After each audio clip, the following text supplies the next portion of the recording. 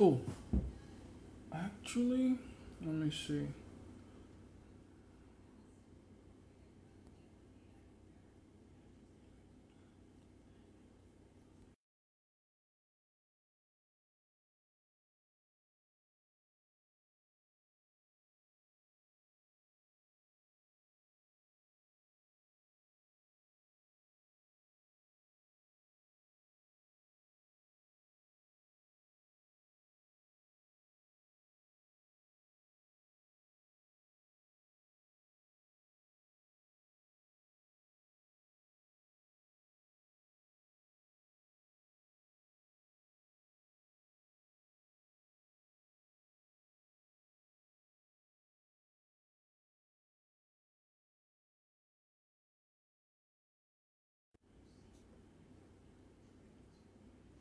There we go.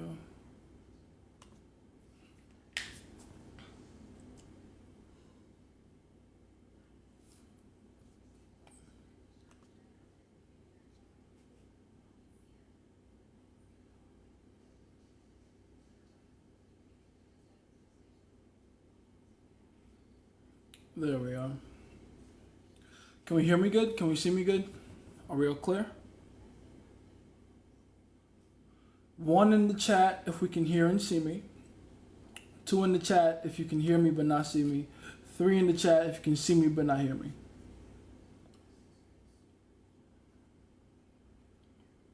One? Very good. Excellent. Excelente. I am more than grateful. How are we doing today, guys? What's going on? I'm very early today, and that's on purpose. I'm kidding, of course. I'm not early. But, you know what we do here. You know what time it is. And all that good stuff. So, it is a beautiful day today. A Sunday, in fact. The Lord's Day. Let's get this popping. Let's spit some game. Thanks for tuning in at this time. No problem. It's good time. Usually it's midnight for me. Where are you at? What country are you in? Let me know what your time zone is. Because I know for my Europeans, this might not be a good time. But for my Americans, for my... I think my Brazilians are good too at this time, right? Respect, my brother. I've been learning a lot from you. Thank you. Appreciate you. I'm happy you're actually using what I've been putting down. I'm in Jamaica. Wagwan. And Africa. Okay, yeah, that makes sense. Where in Africa, though? Where in Africa? Give me a second. I'm trying to also set up this side of it. But in the meantime, you can just start asking me questions. You already know what I'm here for. Let's get it popping. Let's get this started.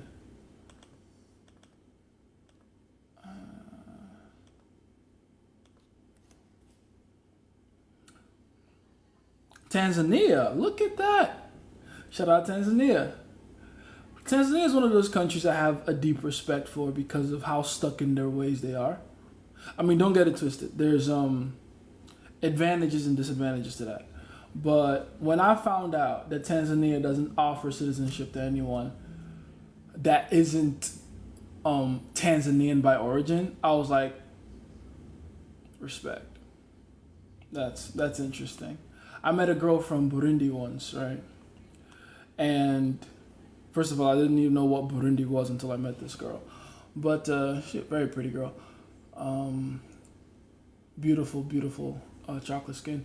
But she told me that during the war of Rwanda, when the Hutus and the Tutsis were warring against each other, a bit of that war spilled into Burundi. And as a kid, her and her family, they had to flee Burundi and they had to go into Tanzania.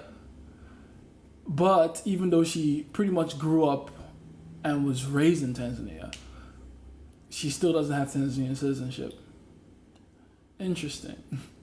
Shout out to Tanzania. That's some baller shit. I'm not gonna lie. Hey, what's going on, E-Man? How you doing, man? What's going on? Your view on the whole Wade Wilson thing blows my mind. It makes perfect sense. Yeah, Wade Wilson is like he's like candy to a kid, right? Wade Wilson is to women what cotton candy is to children. It's not good for them, but it's delicious, so they want it. You know, it's a biological impulse thing. That's why attraction isn't a choice. It's not a mental thing. It's not a psychological, let me think about who I want. No, that's not how attraction works. Attraction is physical. It's a body thing. It's the same kind of impulse you feel whenever you want to eat something or sleep or take a shit, you know.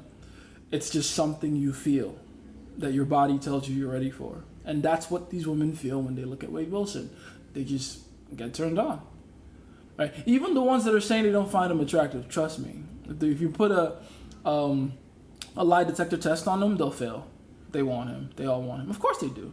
I'm not mad at it because I understand the science of it. Now, can they fight their biological impulses enough to have the discipline to not indulge in someone like Wade Wilson? That depends on the girl, right? Different girls have different levels of discipline. Not every girl has the same level of discipline, and frankly,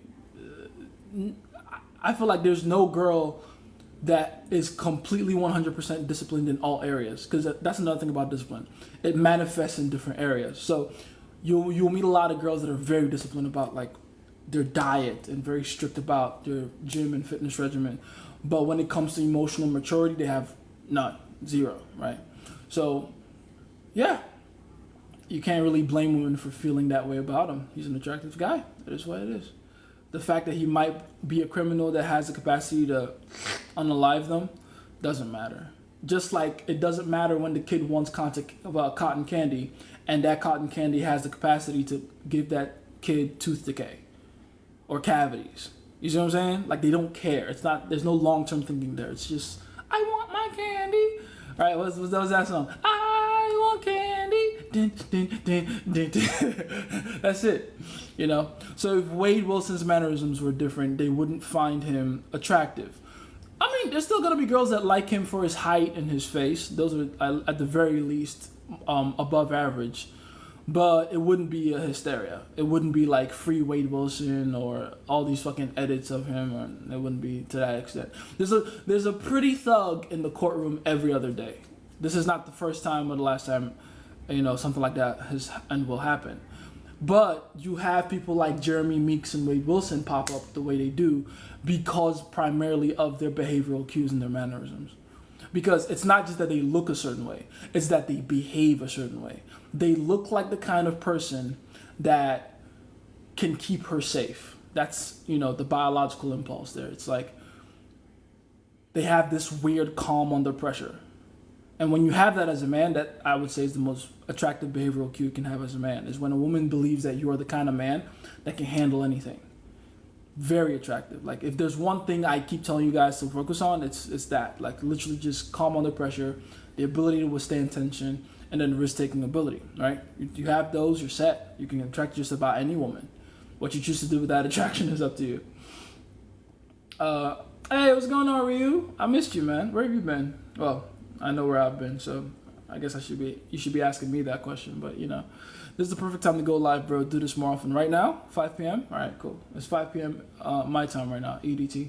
So perfect. I'll just mark that down and just try to shoot for this time, okay? Can there be attraction between a tall, older, and bigger girl and a shorter guy? So she's taller, she's older and bigger, and the guy is shorter. There are literal examples of that on this very app. You know, I'm literally thinking about 3 or 4 different couples that are that exact same archetype. So yes, it can work if that's what you're asking. But also, I want you to not begin to look at relationships through the lens of like physical appearance. I was actually talking about this very recently too with my girl. The concept of like one couple or one person in a relationship being out of the league of the other person. And it's like, listen, man, if they're in a relationship, they both believe that's what they deserve. Even if you might think one person can do better than the other. Because when it comes down to it, real compatibility is not a physical thing. Like, yeah, physicality adds to it, but it's really a psychological thing. You know, it's like the millionaire that still chooses to drive around a beat up 300,000-mile Honda Civic from 2009, or actually from 1999. You know what I mean?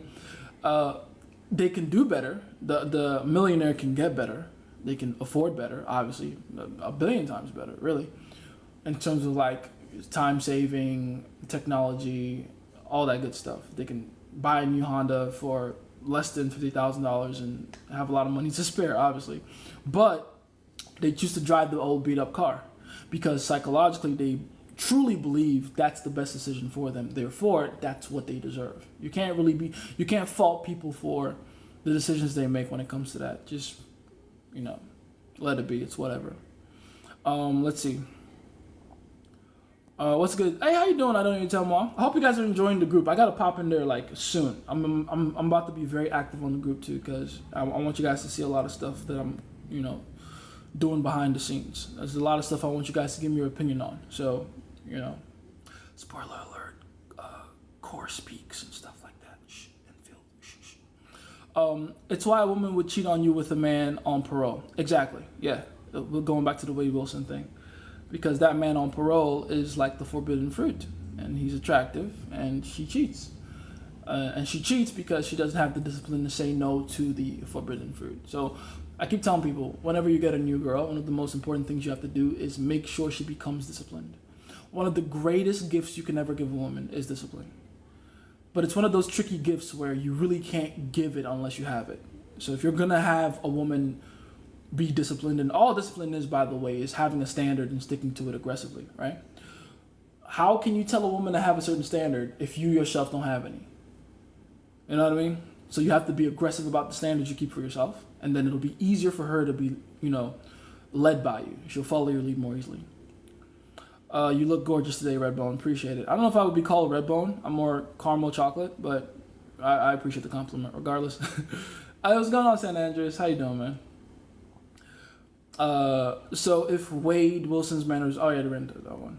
Could you explain the study of if a woman sleeps with multiple men, likelihood of good marriage drops 80 to 20%? So this is another thing I like to talk about. I'm famously known for never taking statistics and surveys and studies very seriously. And I'm about to use this very statistic as a perfect example of why. So they say the more a woman's body count is, or the more partners she gathers, the lesser her chances of marriage. My question to that has always been, my rebuttal for that has always been, is that because of the physical number of partners she has, or is that because of some other outlying factor? Because here's the thing. Marriage and a woman's capacity and ability to marry isn't even really up to her. It's up to men. Because men are the gatekeepers of relationships. So whether a woman gets married or not, yes, she can do a lot to either increase or decrease her chances of that happening, obviously. But ultimately, the decision to that ultimately lies in the hands of the man. That's one. That's the first thing you want to think about. Secondly, since it's the man that's deciding, he's also the one that's doing the vetting, right? So if her likelihood of getting married drops, does that mean that it's the man finding out that she has a lot of bodies and dropping her? Because let's be honest, that's not every case. In more cases than none, it's the fact that for whatever reason, she's not feeling compatible with the men she's running into past a certain point, right? Okay. And if that's the case, then is marriage even the correct measuring stick to use to begin with? But I digress. Let's keep it very simple. One, the man is the gatekeeper of marriage. Women get their personality from men, and high body count girls are more fun. Is that correlated? Yes, literally yes. And that kind of ties into what we're talking about. But women literally copy aspects of their personality from the men that they're with. So that's why the bops, so to speak, are the most fun girls you can ever be around. It's not even funny. It's almost like hanging out with a dude that you can fuck. Literally. But I digress. I'm not saying go marry one. I'm just relax. Let's stick to the point here. So, I already poked holes in how women get married in terms of who decides that. Because again, it's not like women are just gonna sit down one day and be like, I'm gonna marry myself. Like that's, I mean, sure, I'm sure some women have done that, but for the most part, for marriage to happen, it has to be a woman getting a man or convincing a man to do that with her. coercing a man or forcing him out, however the fuck she wants to do it. On top of that, if her likelihood of getting married is dropping, is that happening more because the men in her life are rejecting her, or because she's the one rejecting the men? Because that's another thing we got to look out for. Breakups are never mutual. One person is rejecting the idea of the relationship and the other person is being left behind in it, right? Can these surveys guarantee me, and these statistics, can they guarantee me that it's always the woman getting dropped? Because let's be honest, it's not.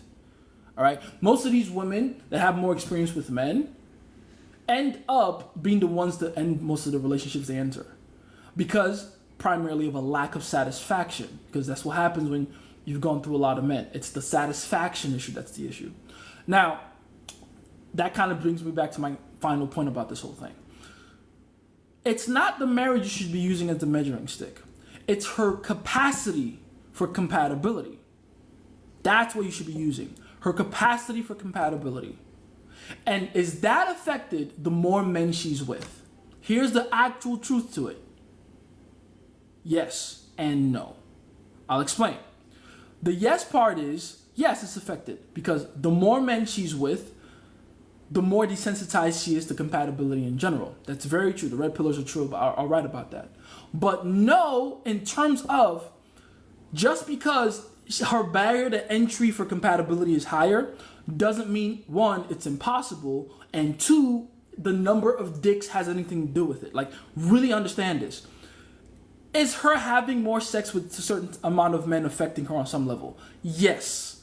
But is it affecting her on the level of, I can't mesh with another, another man anymore? No. It might be affecting her more physically than anything.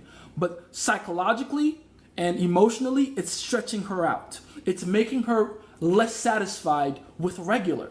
I'll give you an example to correlate this, to really make this make sense. Imagine going on a roller coaster for the first time. Maybe some of you have gone on a roller coaster before. Go on a roller coaster the first time.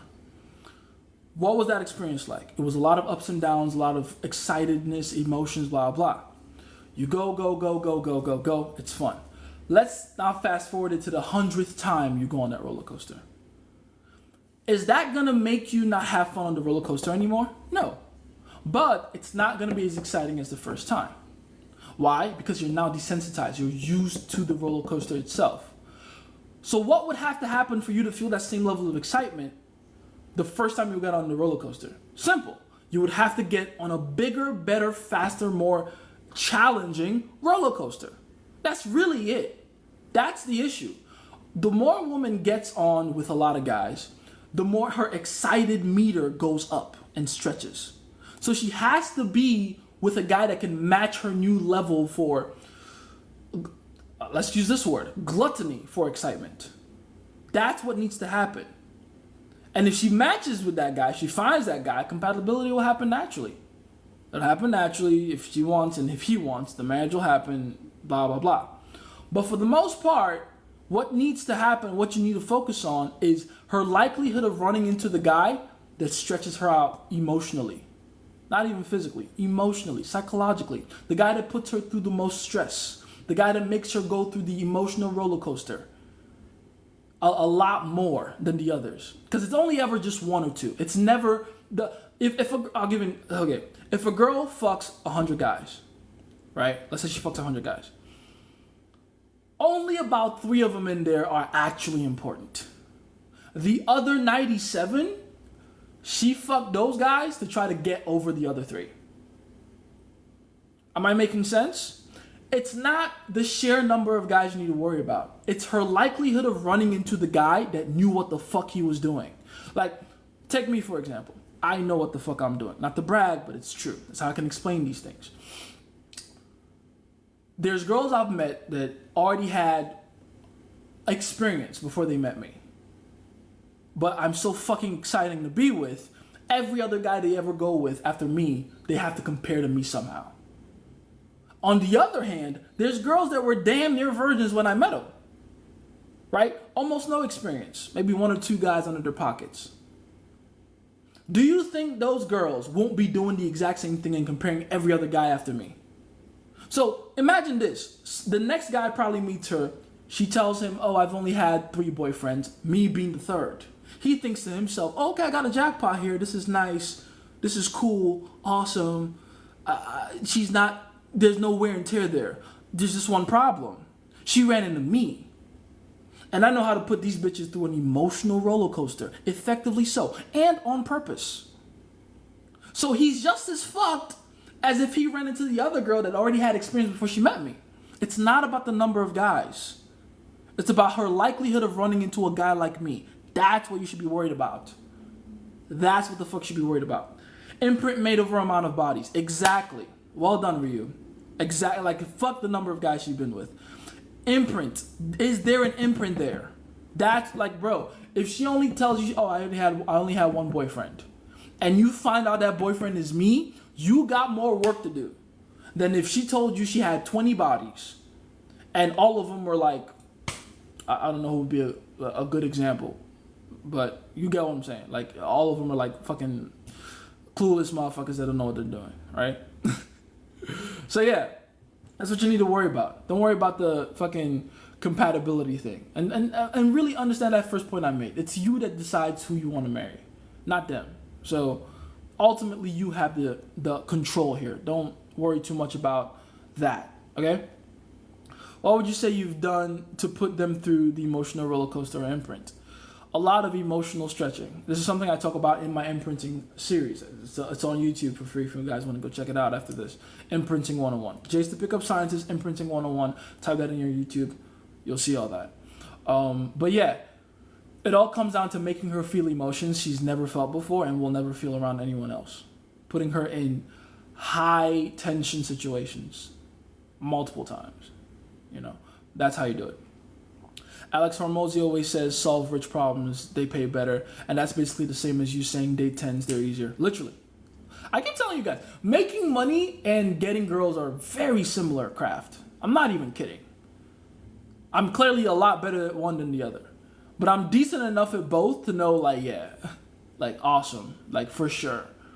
They're very, very similar. Even, like, the way rich dudes talk about abundance is the same way abundant dudes that are abundant in women talk about women. It's the same thing. It's the same thing. So the imprint, what you've been doing in the relationship, literally, like I keep telling you guys, if you like a girl and you want her in your life long term, it's very wise to begin to leave your imprint in her. Very, very wise. Hey, what's going on, Onyx? How you doing, man? How you doing, man? What's going on? User XXX, I appreciate you. How does one maximize their chances with women after knowing this? How do I put this in motion? Become more dangerous. One of the most attractive things you can be as a man is powerful. And one of the best ways to signal power to women is to become dangerous, to become threatening. Be a threat. It's very important. There's a very strong correlation, and this one you can actually prove, unlike these other weird statistics. There's a very strong correlation between how dangerous a man is and how much pussy he gets. I'm not even kidding. Very, like, it's 1-to-1. It's 1-to-1. That's why men who, either look unthreatening or look harmless or childish, that's a big one. If you look like a kid, you got issues getting women, man, because they don't believe you can defend yourself against other men. And that's what primarily makes you threatening, is your capacity for danger against other men. So, first things first, your appearance has to show the capacity for danger. Second thing, your behavior has to, follow up with that. Like, you have to behave as like a dangerous person. And as far as women are concerned, danger or a dangerous person is really just twofold. Calm under pressure, or your ability to handle tension, and risk-taking ability. That's it. That's all. Like, I just defined danger for you in two different parts. Calm under pressure, ability to take risk. That's it. I look like a kid, but I'm an MMA fighter. If you're an MMA fighter, you don't look like a kid. If you are an MMA fighter like you say you are, what weight class do you fight at? Because if you are an MMA, like you are an actual MMA fighter, you do not look like a child. No, I'm an MMA fighter too. We don't look like children. That's impossible. Because if you train long enough, your body will develop into that of a fighter, of a warrior. It's just gonna happen. Even if you're a heavyweight and you're fat, you're still gonna have muscle. You fight at 145. That's what you fight at, though, right? So that's you cut down there, and your walk around weight is probably about 170 something, right? Yeah, you have no reason to look like a child. Absolutely not. Absolutely not. You're a warrior. You are a fucking warrior.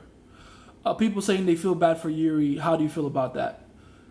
I knew he lost the moment he started making how was he saying it? When he started accusing Alex of using black magic. I was like, yeah, he's gonna lose. And I made money off of that, by the way. I was like, yeah, he's gonna lose. He's like, this is a sure bet. He's gonna lose. Made a cool couple $1,000 off of that. But yeah, let me tell you why that's a sign that a man loses, by the way. The moment you show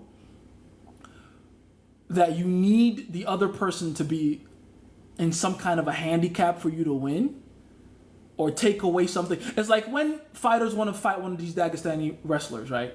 And the first thing they say is, don't wrestle, strike with me in the middle. It's like, you've lost. Because you know the moment that wrestling gets employed, you have no answer for it. It's the same thing. Oh, don't fight with black magic. You've lost. Because the moment the black magic comes into play, you're fucked. And by the way, Alex played into it perfectly. When you saw when they faced off and he came in with the full Shama regalia, right? Perfect. Does Alex stand a chance against John Jones, by the way? Nah, not even a little bit. His wrestling is not up to par. If at all he beats John Jones, it's going to be like one of those weird quick finishes where he just kind of like flails a left hook out there and it catches him in the first 12 seconds. That's the only way he wins. But because if that fight stretches, the longer that fight goes, the better the chance John Jones has. As of right now, it's not even close. John Jones will destroy him. It's a matter of a takedown. One takedown and it's over. It's going to look very similar to what John Jones did against Cyril Gane. It's not even going to be close. But yeah, shout out to Alex Pereira. And also, I'm confused as to why everyone is acting like this is the first they've heard of someone using extraterrestrial beings, let's call them that, in fighting. Shit, dude, my very first jiu-jitsu tournament, I got the silver medal. You think I did that by my own power? Who else goes and medals their very first jiu-jitsu tournament? I do, because I know who I pray to before I get in on that mat. Are you kidding me? Like, this should have been known by now. I keep telling people I don't need PEDs. I don't need performance enhancing drugs. Those are fucking pathetic. Oh, I'm gonna stab this in my arm and fuck that. I'd rather torment you in your dreams the night before. It's way more effective. Way more effective. If before you walk into that ring, all you keep seeing is an image of me knocking you out. Way better. You mean Jesus or witchcraft from back home? Bro, I use Jesus. That's my spiritual alignment. That's my connection, obviously. Shout out to him. Jesus is my Lord and Savior, my King. Ask anyone in my gym. I literally spoke in tongues before I went on that mat that day on my first tournament. But yeah, everyone is using something. Some people use their witchcraft. Some people use juju. Like, seriously, like, ask Nigerian fighters. Bro, I used to watch kids use juju before exams back in high school. I'm not even kidding when I say that. Like, literally, bring some shit out of their bags, speak into it, lick it like 7 times, draw circles on it with their finger, with like their ring finger, which is very specific. You know, I had this one kid, he visited a shaman the day before, and he was telling us about the experience. They made him bring a very specific animal, first of all. Like, they always do that. It's kind of weird. But bring us a goat that's no older than a year old with a white strip in the middle of its face and a broken back leg or some fucked up shit like that. They bring the goat, they sacrifice the goat, they take the blood of the goat, they make this guy bathe in it and drink it. And then come to the exams the next day. Mind you, one of the dumbest motherfuckers in our class. 2 weeks later, the results come out. He is literally 10 points behind me. Mind you, I was always in the top 3. So it's like, okay, yeah, whatever that was, that shit worked. That shit worked for him. My girl used her blood to write my name to manifest me loving her. Let me tell you right now, if that's the girl that you have one-itis for, then there you go. Ryu. That might have been it. Listen, I can't tell you this. Listen, if I had $1 for every time a girl did some witchcraft on me, I'd have a cool like $100 bill. at least, I think. Maybe not 100, maybe like $80. Like 4 very crispy $20 bills. About around $80. But yeah, for sure, that's a real thing. People use all kinds of spiritual help. If you guys don't know, trust me, I'm African. I see these things all the time. Like, I was telling a friend of mine, a Russian friend of mine, he's dating this girl. She's half Liberian, half Ugandan, right? Very interesting mix too. Very beautiful girl. And I told him straight up, listen, you want to be careful if she gives you anything, any food in particular, that has the color red in it. Be very careful. Be very careful. I say the same thing about Nigerian women too. This is not me trying to like pick out stereotypes. I'm Nigerian myself. I almost don't eat any Nigerian food that doesn't come out of my household, in terms of like my mom, my aunties, my cousins, all that. And even some of them I don't even fucking trust. But yeah, be very careful with that shit. Oh, Caribbean girls too. Oh, Caribbean girls too. Just sent you an update on my case and Insta. I would appreciate it if you check it out and get back to me. Sure, man. Why not? But yeah, be very careful. African girls, Caribbean girls, when they like you, they're willing to do whatever it takes and make whatever sacrifice. And I do mean sacrifice, so be careful. Okay. Let's see. Let's get off that for a second. It gets weird, man. You'd be surprised what these fighters are doing. I don't want to like give away like too much information, but I know fighters in promotions that are doing fucked up shit before they go into fights. Like weird shit. Like not speaking for a few days because they got something in their mouth. Putting something under the first layer of their skin. Using their pubic hair for some shit. Like, it gets weird, man. Trust me, it gets very weird. And by the way, Yuri himself is one of those weirdos. Right? We're talking about someone that's gone into the snowy mountains naked to fast for 20 days and 20 nights. Don't ask me how I know that. But that guy is weird too. So the fact that he would even call out Alex Pereira, interesting. Interesting. He's one of the weirder ones. Like Yuri's he's top 10 one of the weirdest motherfuckers in fighting in the UFC specifically, because I think the best weirdos are in one championship. The craziest rituals I've heard of are definitely one championship fighters. Those motherfuckers are weird, but I'm not gonna speak on that too much. It's not my place to talk about that. Right? I was like, why is he the one complaining? For real. You know what I think it is though? I do think he went into that world. You know, you can go there if you know what you're doing. And he tried to get help. You know, he tried to strike some deals. And who or whatever he struck a deal with was like, listen, bro on the other side has greater rank than us. We can't really help you. I'm guessing that's what happened. And he got spooked out, and that's when he comes out going like, oh, you don't need your help. Let's just do an athletic performance. You know, but yeah. Is the witchcraft magic stuff really real? I think it's a coincidence most of the time. Listen, man. Let me put it like this. The actual rituals, and this is what I know from what I've practiced and what I know, and particularly why I know Jesus is the way, right? The rituals themselves aren't what really matter. They're interchangeable, really. Like, you can use blood, you can use crystals, you can use fucking pubic hair. I don't care what you use. It doesn't matter.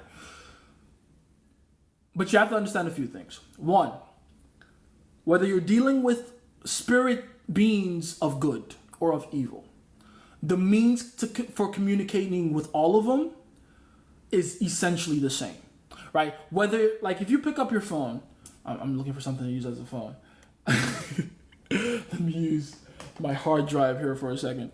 If you pick up your phone, which is an external hard drive apparently, and you want to call someone, let's say you want to call a gangster, someone that's a deplorable human being in society, the method to call him would be the same as calling your pastor at church, or your imam at mosque, or your accountability buddy, or whoever the fuck you see as a positive influence in your life.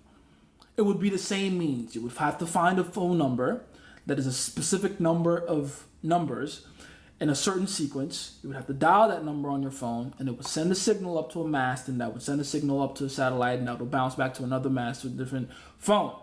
That's how you communicate with that person. Now, the conversations you have will depend on the person you're talking to, obviously. You wouldn't have the same kind of conversations with a drug dealer as you would with a pastor, right? But the means of communication is the same. And I use that analogy to explain the same thing happens with spiritual beings. Whether you're speaking to God Almighty, the One, the God, the greatest light being there is, infinite intelligence, right? Or you're speaking to Satan and one of his cohorts, or the Egyptian gods, or whatever the fuck they call them these days, right? They're all demons. You're using the same means. You're using the same means. Now, who you're calling at the end of that phone will be determined by the number you dial, aka the specific technique you use and the reason you're calling, right? How do you get a hard drive but haven't dropped? It's all in there, funny enough, by the way. It's all in there. But we'll talk about that later. But yeah, the means of communication is the same. Now, how you know you're talking to a different being than the other, like how you know you're talking to a being of light versus a being of darkness, is the kind of deal you strike with them. Because here's another thing about the spiritual realm. The number one language of spirituality, and I don't care if you're Christian, Muslim, you're Satanist, you're Egyptian God believer, Greek mythology, Roman mythology, zodiac signs, and numerology. I don't give a fuck what you believe in. The number one language, the universal language, the lingua franca of the spiritual realm is sacrifice. You ain't talking to nobody. You ain't getting help from nobody on that side without making a sacrifice. That's why these rituals exist. And that's why they exist the way they do. So when bro got asked to go bring a specific goat with a specific pattern, a specific age, a specific ailment, that wasn't, because of some other reason outside of the fact that you need to make a sacrifice to speak to these beings. I'm getting too deep today, but fuck it. It's Sunday. Might as well educate the people spiritually. You need a sacrifice. And all these beings operate on that same principle. Now, they also need that sacrifice to mean something to you. That's the most important part. Which is why those rituals exist. Those rituals exist the way they do so that the sacrifices you make mean something to you. If you have to go out of your way to find that very specific goat with a specific pattern and a specific ailment and a specific age, it takes you a lot of time and effort, and probably you spend a lot of money to do it. So you're giving a lot of yourself to get the actual thing you're sacrificing, so that when you sacrifice it, it means something to you. Big Man Ting, she sacrificed so much blood, she passed out multiple times. That's funny. But also that makes sense. So yeah. You need to sacrifice something that means something to you. Once you understand that, by the way, it also kind of makes the whole ritual thing pointless. Because you realize it's not the rituals themselves that matter. It's your actual investment, your emotional and psychological investment in the thing that matters the most. The pain you feel. Pain is a massive currency in the spiritual world. All right? Pain is a massive, listen to me now. I just dropped some shit on you. Write that down if you have to. Pain is a massive currency in the spiritual world. Pain in the spiritual world is like gold in this world. Massive currency. Expensive ass shit. You got pain to give, you're going to get a lot of return for that if you can give the pain. Okay? All right. Also, you can get the same result without believing in the spiritual being. Yes, you can. Because that brings me to the third part, and that's actually a beautiful segue. Well done, Nep. All these spiritual beings are going to do, no matter which one you're aligned with, is going to help you tap further into yourself and your consciousness. That's all they do. Because the power you seek lies within you. That's the crazy part. So they require pain, because pain is how you unlock the self-awareness. Again, that's why pain is such a powerful currency in the spiritual realm. You need pain to unlock you so that they can then use the power from within you to help you. You see the point? The difference between a being of light and a being of darkness is the being of darkness is greedier. So on top of the pain you give, they require more than that. Right? So this is how they do it. God and his, beings, his beings of light, they only give you what you need. So no matter what deal you try to strike with those beings, it always comes down to your long-term benefit. The lessons you need to learn, the pain you need to feel, the necessary pain you need to feel, and the tests you need to pass to become the kind of person that is deserving of the things you're asking for. That is how God operates. No nonsense. No emotion around it either. He wants you to be deserving of what you ask for. Yet that Italian chick must be a billionaire in the spiritual world. For real, right? Billionaire, straight up, right? Some of us are billionaires in the spiritual world. Some of us are fucking bankrupt in the spiritual world. But I'll get into that later.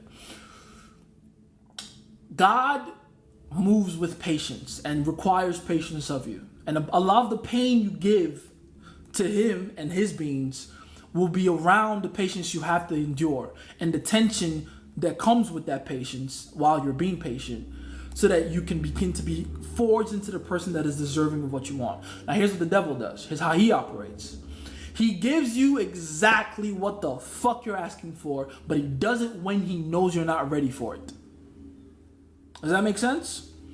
Every time you say consciousness, I hear Dr. Umar. Isn't that suspicious? Shout out to Dr. Umar.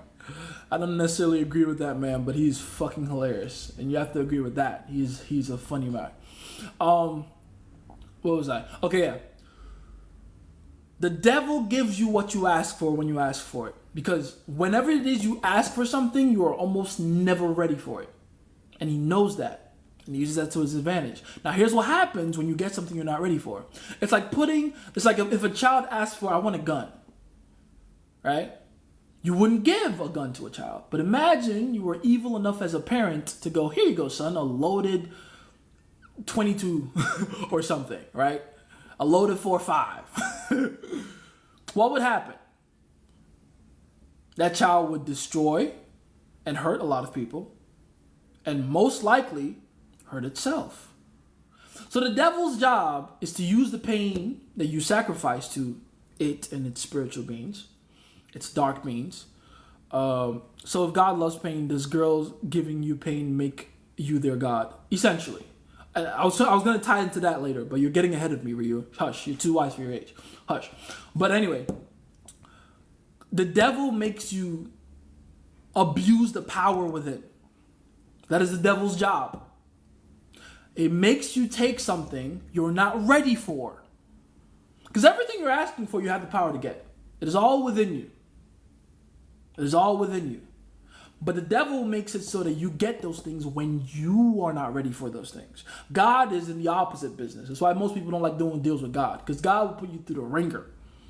God's version is like, what's that? You want what now? Oh, you want that particular thing, that particular person, that particular... What other vain thing do people ask for these days? That particular car, clothes, fucking number of followers. Ooh, that's actually a very good example right there. Number of followers. A lot of people would love to wake up tomorrow morning and have 1 million followers. But have you ever asked yourself if you're actually ready for that shit? If you're actually deserving of that shit? And if that can't destroy you? Because I'm sure you can see how having 1 million people following you, if you don't manage that correctly, how that can fucking destroy you. Right? And how many people have we heard about doing that? Having that happen to them. Where they get that famous that quickly. And it becomes a fucking burden on their lives. Devil shit. Absolutely. Right there. When people walk with God, their ascension might look quick. It might look slow. Whatever. But more importantly, they always look ready. They look like they were born to be there. When the devil does it, it's a crash and burn type shit, baby. It's a crash and burn type shit. So you got to be careful. You got to be careful. You got to know what you're dealing with. You got to know. Yeah, I like this talk today. Let's get spiritual on the ass. Why not? Let's see. I like the random timing. Keep me checking your page for updates. See what I did there. Fair enough. I did see what you did there. Checking for updates is crazy. YouTube uploads be nice with it. I uploaded. Hold on, let me see. I think 1, 2, 3. I uploaded 4 lives yesterday. So if you haven't seen them, go check them out. I spoiled you guys yesterday. I had 4 lives uploaded yesterday. I was supposed to spread them out too, like 1 today, 1 yesterday, 1 on Monday. But I was like, fuck it, I got y'all waiting for too long. So I live dumped on YouTube. So when this one is done, go check it out. And then guess what happens after this one is done? I'm uploading this one too. So there we go. There we go. Please upload them more on YouTube. I am. What's your mantra too? Like my personal mantra for life, is that what you're talking about? How can I deal with a girl who has a feeling of entitlement? Destroy her ego. That's the short answer. But the longer, more sophisticated answer is allow her to understand that that entitlement shit doesn't work with you, right?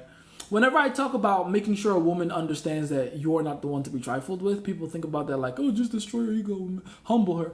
You're humbling her towards you. You're not necessarily humbling her towards the world. She can still be entitled with the world. I don't care. But with me, yeah, come correct. And that's really the lesson you got to teach her. You got to, and by the way, how do you do that? How do you like destroy that sense of entitlement around you? You simply be the first person in her life to tell her no. That's all it is. That's all it takes. As long as you're the first person in her life to tell her no, one, she's going to hate it at first, right? They always do. It's like giving cough medicine to a child. They never like it. It's always bitter. They don't want to do that. But eventually, they feel better and they become grateful for the medicine. That's how it is. That's how it works.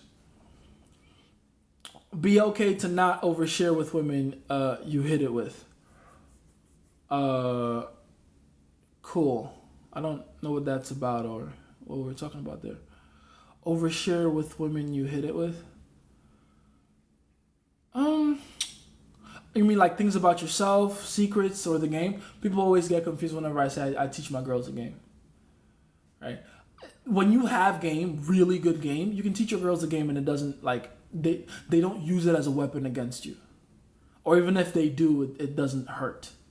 Right? Because a tough woman creates a tougher man. So in a way, me teaching my girls the game increases the barrier to entry to whatever guy they try to leave me for. I mean, there is no guy. That's the point. So I'm not scared of oversharing shit. Because no matter what, I'm still exciting, unpredictable, and fun. Which is what you need. I'd be focusing on exposing myself to tension instead of getting results with women. And that's how you know you're entering like, you know, intermediate and advanced levels. Because that's what really matters. It's not even like getting the girls. That's cool, you know, whatever. Get naked with a hot bitch, cool. The fun part is finding out how you can survive those high pressure situations and how well you come out of them without like getting scratched. That's the fun part of the game, in my opinion. You know? I'm pretty sure that's a good short-term sacrifice, long-term investment. Type shit. If she doesn't want to show her phone as she says she doesn't trust me, the relationship is new. Should I just end it? I told her I can't continue if I can't trust you 100%. She said, give me one more chance. She doesn't want to trust you with her phone. I don't even know why you want the phone. Let's start with that. Why are you so concerned about her phone? Let's start with that. Why do you need her phone? Why do you need her to show you what she's up to all the time? Are you sure that's a you trying to get trust out of her thing, or is it you just trying to relieve yourself of anxiety because you're with a really pretty girl you like and you want to be sure beyond every doubt that she's not trying to two-time you? Is that it? Got to be honest with yourself. Because if that's not it, then why are you asking for the phone? Really, why? You know, just don't worry about it. Besides, there's greater sacrifices she can give you than her phone. You're not being creative enough. You know, use your brain. There's a lot more she can give you that means a lot more to her than her. Oh, by the way, shout out to Ryu for mentioning this. Let's talk about that. In terms of like you becoming a god to women. This is why I talk about make sure. Bro, Mr. Basket. I did. Fuck you. Screw you, San Andreas. Anyway, don't make fun of me for missing the basket. I bricked that shit too. I wasn't even close. It's fucking embarrassing. Anyway, yeah. This is why I talk so heavy about making sure women make sacrifices to you. You have to take their pain. You do. That's how you become the God in their lives. It's important. You become the person they worship. And then if you're like me, you lead their worship and admiration for partly you and then also for the God you worship. But for the most part, that's how it's done. It's a sacrifice thing. It's a pain and suffering thing. If a girl isn't willing to go through pain and suffering and discomfort and tension for you, she don't fuck with you. She just don't. So, be more creative. Don't ask her for just her fun. This is deja vu, indeed. She worships you, you worship God. We both worship God, but she also worships me. Yes. Jason, if women get... Oh, yeah, I didn't answer that one. How do I already answered that one, didn't I? My problem is I don't have natural attraction. Oh, with the whole being dangerous thing? I already answered that one, too. Bro, how do I come... Oh, sorry. How do I come? Pause. How come... Bro, how come I meet perfect women but still not feeling anything and I can't fall in love with them? I don't see the issue. That's okay. That's fine. You meet perfect women. If at all you're not falling in love with them, then that means you have higher standards than even you realize. That's not a bad thing. Give them time. They'll woo you eventually. They'll win you over. It's fine. Do you make any mistakes in terms of game? Oh, all the time. All the time. Smaller ones though. I don't think I make any bigger ones anymore because they're too easily avoidable, But from time to time, I'll catch myself doing something that's not ideal. I mean, to be fair, even what I would call not ideal is for most people their dream game, So understand the standard I'm existing in. What I would call bad game for me, for most people would be excellent fucking game. You know what I mean? But yeah, my bad game now would be misfiring stuff, overcorrecting too much on certain things, stuff like that, as opposed to decision making. The lower levels of game where people don't have game, their biggest problem is that you just don't know what to do, or they don't know how to do the right thing and when. The timing is off. My timing is at this point never off. I just overdo some things sometimes or underdo some things sometimes, So yeah. That would be my issue. Average age in this life is 15. I'm out. Not really. Let's see. Is there anyone that's even 15? I don't think so. Lots of bodies equals validation and anxiousness. Fair enough. This has to go on YouTube. It'll be on YouTube. Hey, Jace, I've been hanging out with this girl every time I ask her to hang out. She says yes, but... she never texts first or asks me to hang out, and I low-key feel like she's getting kind of cold. What should I do?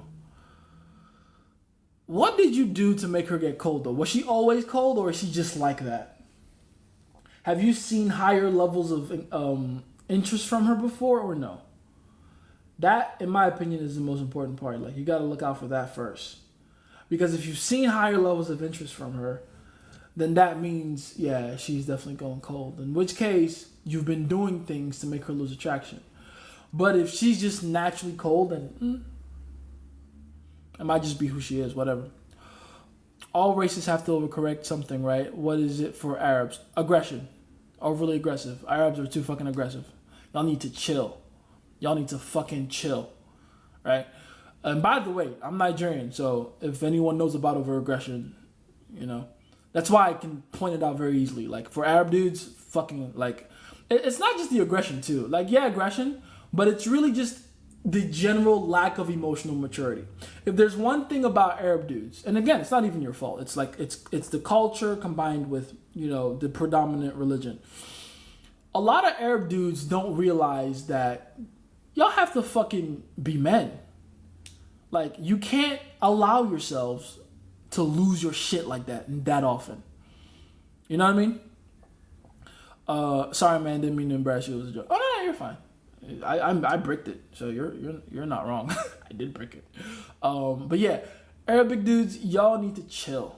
Y'all need to not allow not just women, but just things in general not get to you emotionally. If everything has to turn into a fucking screaming match, you're doing something wrong in life. Is aggression correlated to stimulating tension? Yeah, I would say a big part of it is Arabic men haven't been taught how to And by the way, it's not just Arabic men. It's Arabic men. It's Brazilian men. It's African American men. It's a bad combination when you tell a man that he should do whatever it takes to keep his respect up, like make respect the most important thing in his life, and then on top of that, give him a mother that unconditionally loves him no matter how badly he behaves. That is the same thing that plagues the African American community. That is the same thing that plagues the Arabic community. It's the same fucking thing. It manifests slightly differently, but it's the same fucking thing. So you have a lot of men walking around that have been told by their mom that they're ideal and they're awesome and they're great, but then also have never been taught how to correctly deal with their emotions so that it doesn't become the driving force for all their behavior. It's a bad fucking decision combination. What about Pakistani dudes? If you know, same. Pakistani dudes, Indian dudes, same boat. South Asian dudes, same boat, same exact boat. So what's the cure? Emotional maturity. That will be learning how to, first of all, put a stop between what you feel and how you respond to it. Arabic dudes, and again, African American dudes, and Brazilian dudes, South Asian dudes, there's no buffer between what you feel and how you respond. You have to learn to put a buffer between that. It's like, you know when you stub your toe against your bedpost? You just stub your toe against something.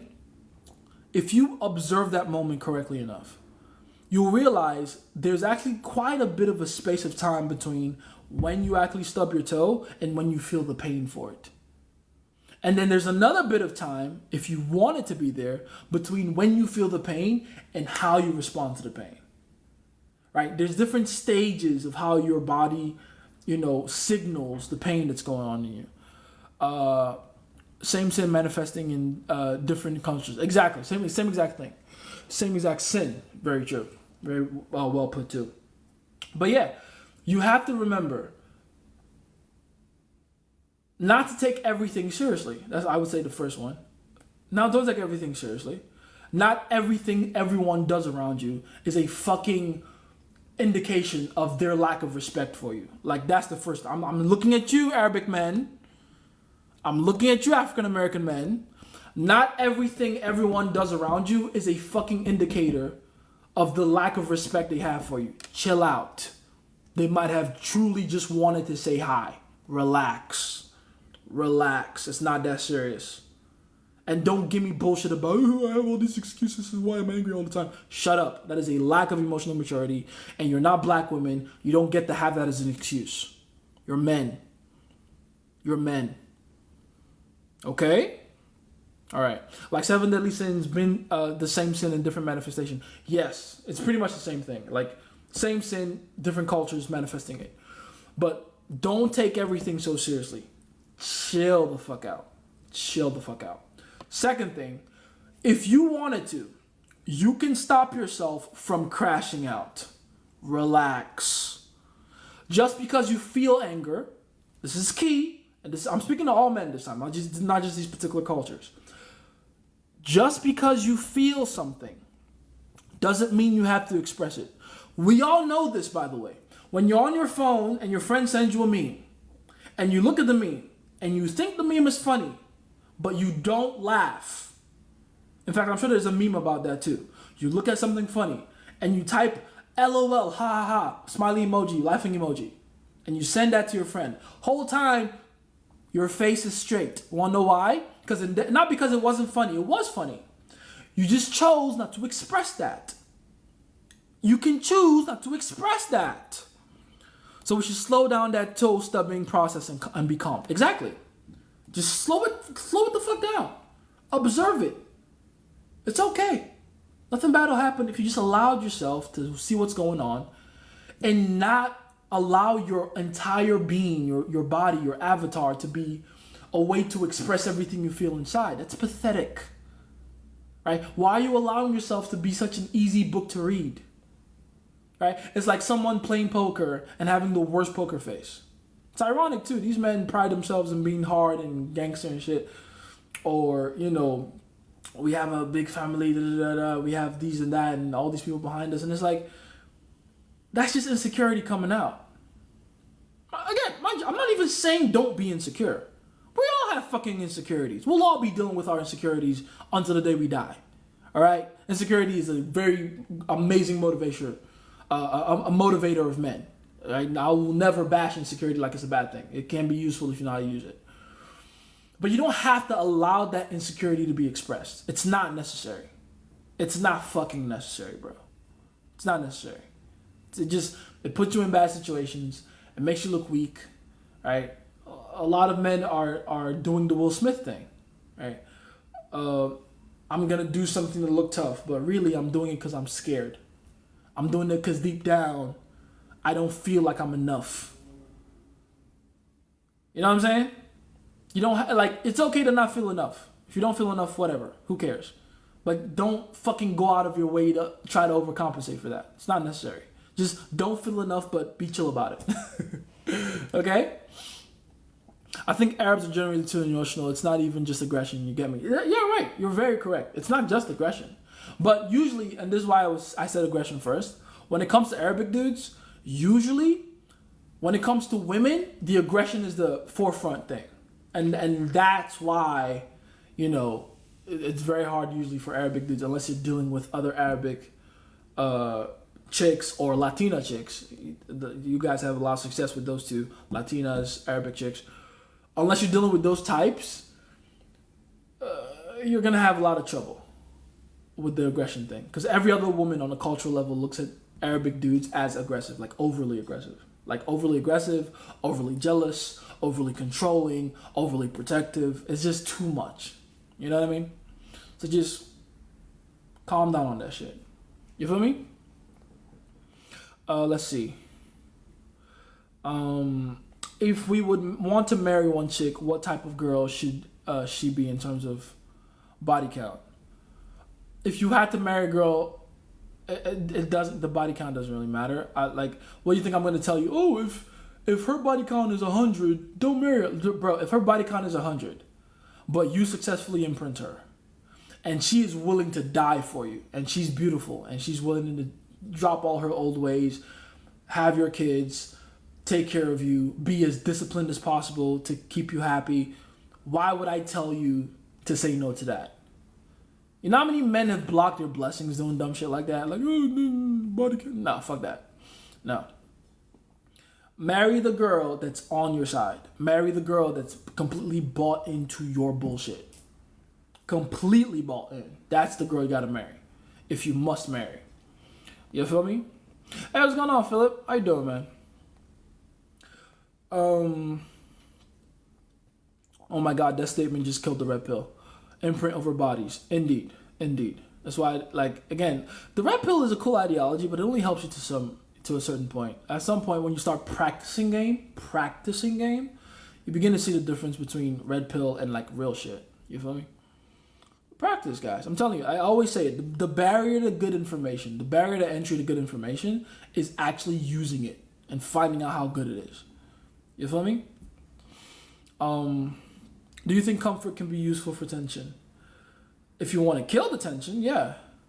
Because if everything is comfortable, then tension is more shocking by comparison. Oh, using comfort as a way to contrast with tension. You can do that as well. I've conducted many experiments with that shit.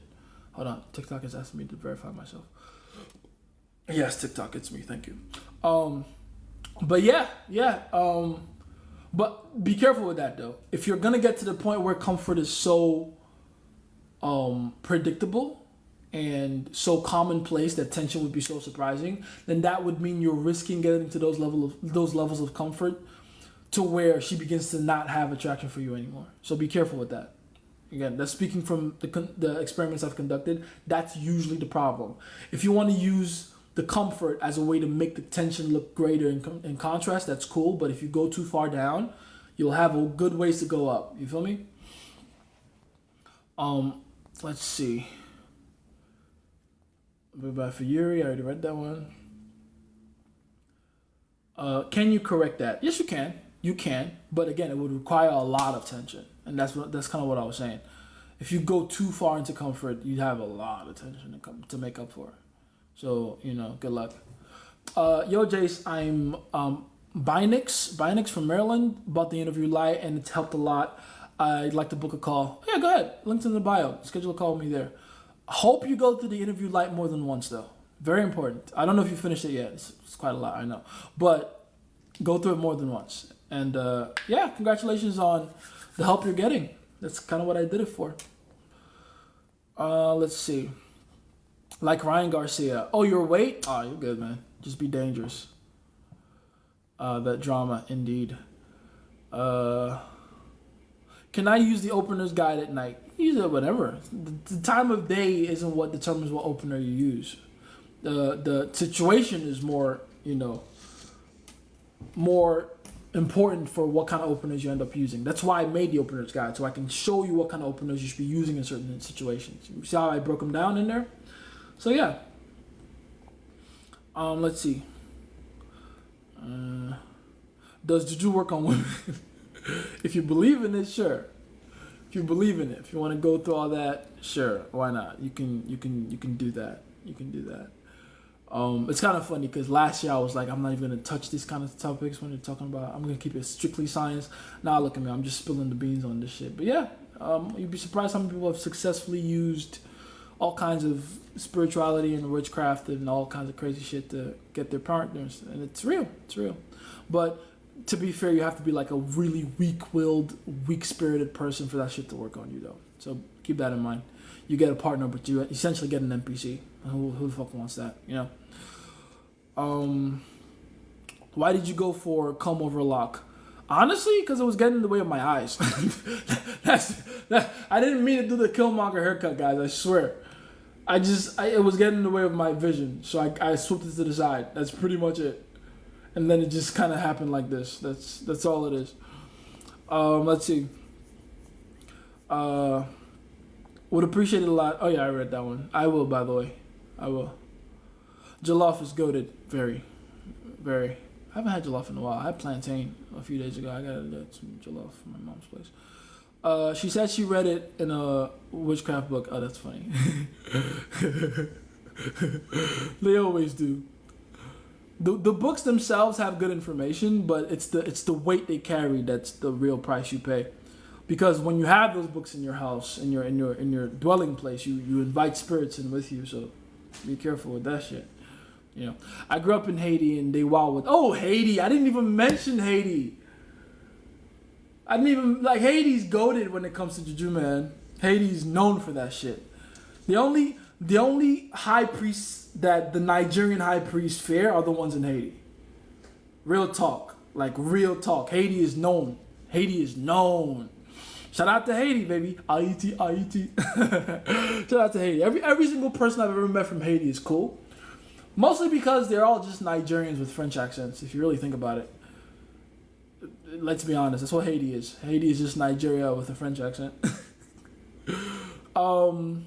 What settings would you set up to get with older women online dating apps? So, first of all, change your date, your age range requirements. Change that. Second of all, make sure your bio is very 2003. What I mean by that is have a bio where you almost overtly state everything you want. This is what I want. I want a woman of this age. I want her to look like this. This is the kind of person I am. You want to have those old school Match.com profiles. It works very well on that. And then on top of that, you want to have something cheeky in there, like my ex was so-and-so age. The age range you want, right? So if you want a 35-year-old, be like, I know I look young or I know I am young, but my ex was 35 years old and I'm just trying to replicate that experience. Something like that. And then you should be good. Just, again, also, make sure you're not taking goofy photos, right? You probably want to stay away from photos that are too overtly playful. Like a one or two here and there is fine. But for the most part, you want to look like someone online that can be taken seriously as a man. You feel me? Do you have to be direct with older women in general? I hate when people say that dumb shit, man. I fucking hate that shit. Oh, she's older. They don't like to play games. Older women play games the most. Of course they do. They're trying to feel young again. That's how you get older women. And by the way, going back to the former question, when you start talking to these women online, all you gotta do is just say things to make them feel younger. Make them feel like, oh, you don't look a day over 22, or I would have thought you weren't this age. I can't believe you're that age. Like, just flatter the fuck out of them, and then add some teasing in there. You know, I don't know if we would work out. I might be a little too mature for you, which, by the way, is a funny thing to say because you're younger, right? I think I'm too mature for you. We'd never work out. You know what I mean? With that said, don't apologize, man. It's not your fault. You just got bad information. But yeah, I hate it when people say, "Oh, the women just be direct." Try that shit and see what happens. They're gonna feel so fucking insulted. Like, no, that's not how it works. Hit them with the indirect approach. Tell them how much you find them attractive, but you don't know them yet. Make them work for your validation. Then you can start putting the moves on them and be like, you know what, you are very sexy, right? I will say it like this though: older women can handle aggression and masculinity more. So when it comes time to, metaphorically put your balls on the table and make things sexual, you can escalate very quickly. Very, very quickly. And they won't be discouraged or feel some type of way or, be offended or be taken aback. Younger women, they spook easy, so you gotta be careful with them. But older women, sure. When it's time for sex, grab them by the throat and just start kissing them. That's great advice too, by the way. I know I'm probably being reckless for saying that right now. Oh, grab a woman by the throat. But if you've had a solid hour and a half conversation with her, there's mutual attraction there. Be like, listen, you should probably kiss me by now. And she's gonna be like, oh, what? And like, shut up, come here. Grab her by the throat, pull her in, kiss her. It's perfectly fine. It's okay. I promise you, that's what they want. They're dying for that. In fact, they're dying for that level of take charge. You feel me? Grab her by the scruff of her neck, or pull her by her hair. And be like, all right, get in the car, or walk with me, whatever, or throw her over your shoulder. They like that kind of treatment. They like that aggressive masculine shit. Tell her she has gorgeous toenails, type shit. Let's see. Haiti, there we go. Shout out to Haiti again. It would be like a daily practice for her. Funniest shit is she did it before she even knew my name. Oh, so she manifested you. Look at that. She manifested you. Pubic is crazy, yeah. Pubic hair sacrifices are real though. You laugh, but there are sacrifices. There are priests out there that'll be like, I need you to bring me a piece of a single hair strand from every single portion of your body, or from the 7 major portions of your body. So from your head, your face, right? If you don't have a beard, use your fucking nose hair, your eyebrows, your chest, your stomach. That's where your chakra is from. Your pubic hair, that's your lower abdomen, your thighs, and they might ask one from your actual toenails, not your toenails, but your actual toes or your feet, right? So, yeah, they might ask you to do that kind of weird shit. They might also ask you to take those strands of hair, grind it or chop it or cut it up somehow, mix it into something, and then drink it while singing or chanting something under a specific tree. So this shit gets complex, man. But again, ultimately all useless and annoying. Spider-Man meme type shit. Indeed, I know what you're talking about too. Even African football games have witchcraft, and each team has their own witch, so they be competing. For real, warlock battles are very fucking real. By the way, in case you don't know, because one thing, especially with the evil side of things, the dark spirits and stuff, they're very concerned with territory. It's like their big thing. They love physical territory. They like to have domains and shit, right? So, and by the way, that's something I was talking about with someone recently. A lot of anime are very good insights into spirituality. I mean, they're not a guide or anything, but they borrow elements. Like how you see Naruto. Notice how in Naruto, right, when they gotta summon something, they gotta have a blood sample, do certain hand signs, and then place their hand on the flat surface. And then a magic circle appears, and then pew! Kagebunshin, no, not Kagebunshin. Kagebunshin is Shadow Clone. What is my Japanese is failing me right now. Kuchiyose no jutsu, summoning jutsu, right? Boom, something comes up. Why do they go through that process? The hand signs, the blood. Why the blood? Right? Right? When Jujutsu Kaisen, they're like domain expansion. Why are they talking about domains? Why are there all these rules around it? It's very similar to how it actually works, is what I'm trying to tell you. You know? Same in AOT with the Titan shifting. Oh, Titan shifting. Gotta bite their hand, have a blood sample there. Or some kind of cut or wound or injury. Why does having power always come with some kind of sacrifice? Ponder that shit now. Come on now. And MHA, every single quirk has some kind of drawback. Some kind of weakness. Right? What did Itachi say? Every jutsu has a weakness. And they have all these timing stuff. They have all these conditions to how they're set up. Right? You can only use this jutsu if you have this certain set of eyes. That you can only have that set of eyes if you've sacrificed your fucking best friend. Like the Uchiha clan. You can only get another third Trigun. The Mangekyo Sharingan if you watch someone you love die. You can only do Izanagi or Izanami with the Sharingan eyes, sacrificing them. Sacrifice. Like, come on now. It's right there in your face. Bonding with summon. Exactly. Ooh, perfect too, by the way. Bonding with the summon. They have to create contracts with the animals they summon in Naruto, right? When Naruto was doing his thing with Gamabunta, or is it Gamakichi? I can't remember which one. Whatever, Gama. One of the big toads they like to summon. What did Jiraiya do? He summoned one. He said, hey, this is my boy Naruto. I'm training him. I want him to create a contract with the toads. And then the toad goes, cool, I'm going to expand into this massive scroll. And then you just put your blood fingerprint right here. And now you're contracted with the toads and you can summon whenever you want. But you have to use blood every time.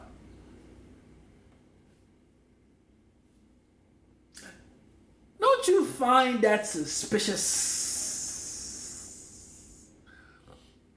In JJK, curses are made of the negative energy of people. That's the devil.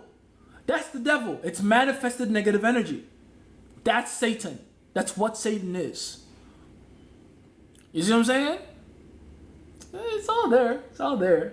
Got a motherfucker that can see with his eyes covered. Like, come on, son. Come on, son. It's right there in front of you. He's like, this ain't even fairly weird. Exactly. It's not even fairly weird. Not even. Who you got winning today? Mexico or Ecuador? They're playing today? I did not know that. Hold on. Mexico and Ecuador are playing today. My money's on Mexico, though.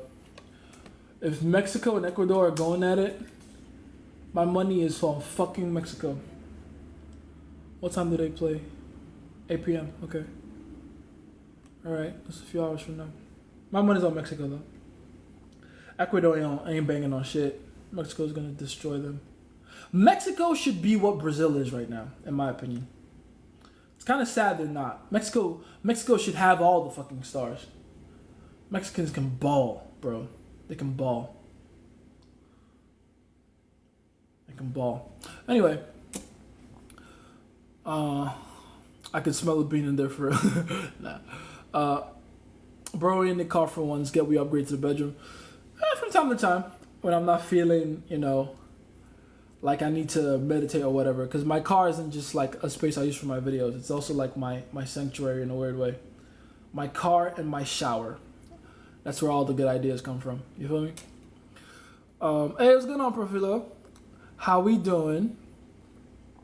Pause. What I say that was sus? Whatever I said, pause. Oh, so can you get the same result without believing in the spiritual being? Yes. But you have to believe. You still have to believe in another spiritual being, which is yourself, because you are a spiritual being. You're trapped in a body, but you're spirit. I've been talking to a girl, and I use so much tension that she doesn't want to talk to me. Really? What happened? Can the tension kick back in? Comfort. Use comfort to overcorrect. Say or do something to let her know that you see her as someone that you're willing to spend more time in attention with, or on. Let's see. Activate your trap card. That's funny. In other words, tension kills the attraction effect. No, tension is attraction. Tension is what's creating the attraction. Tension is attraction.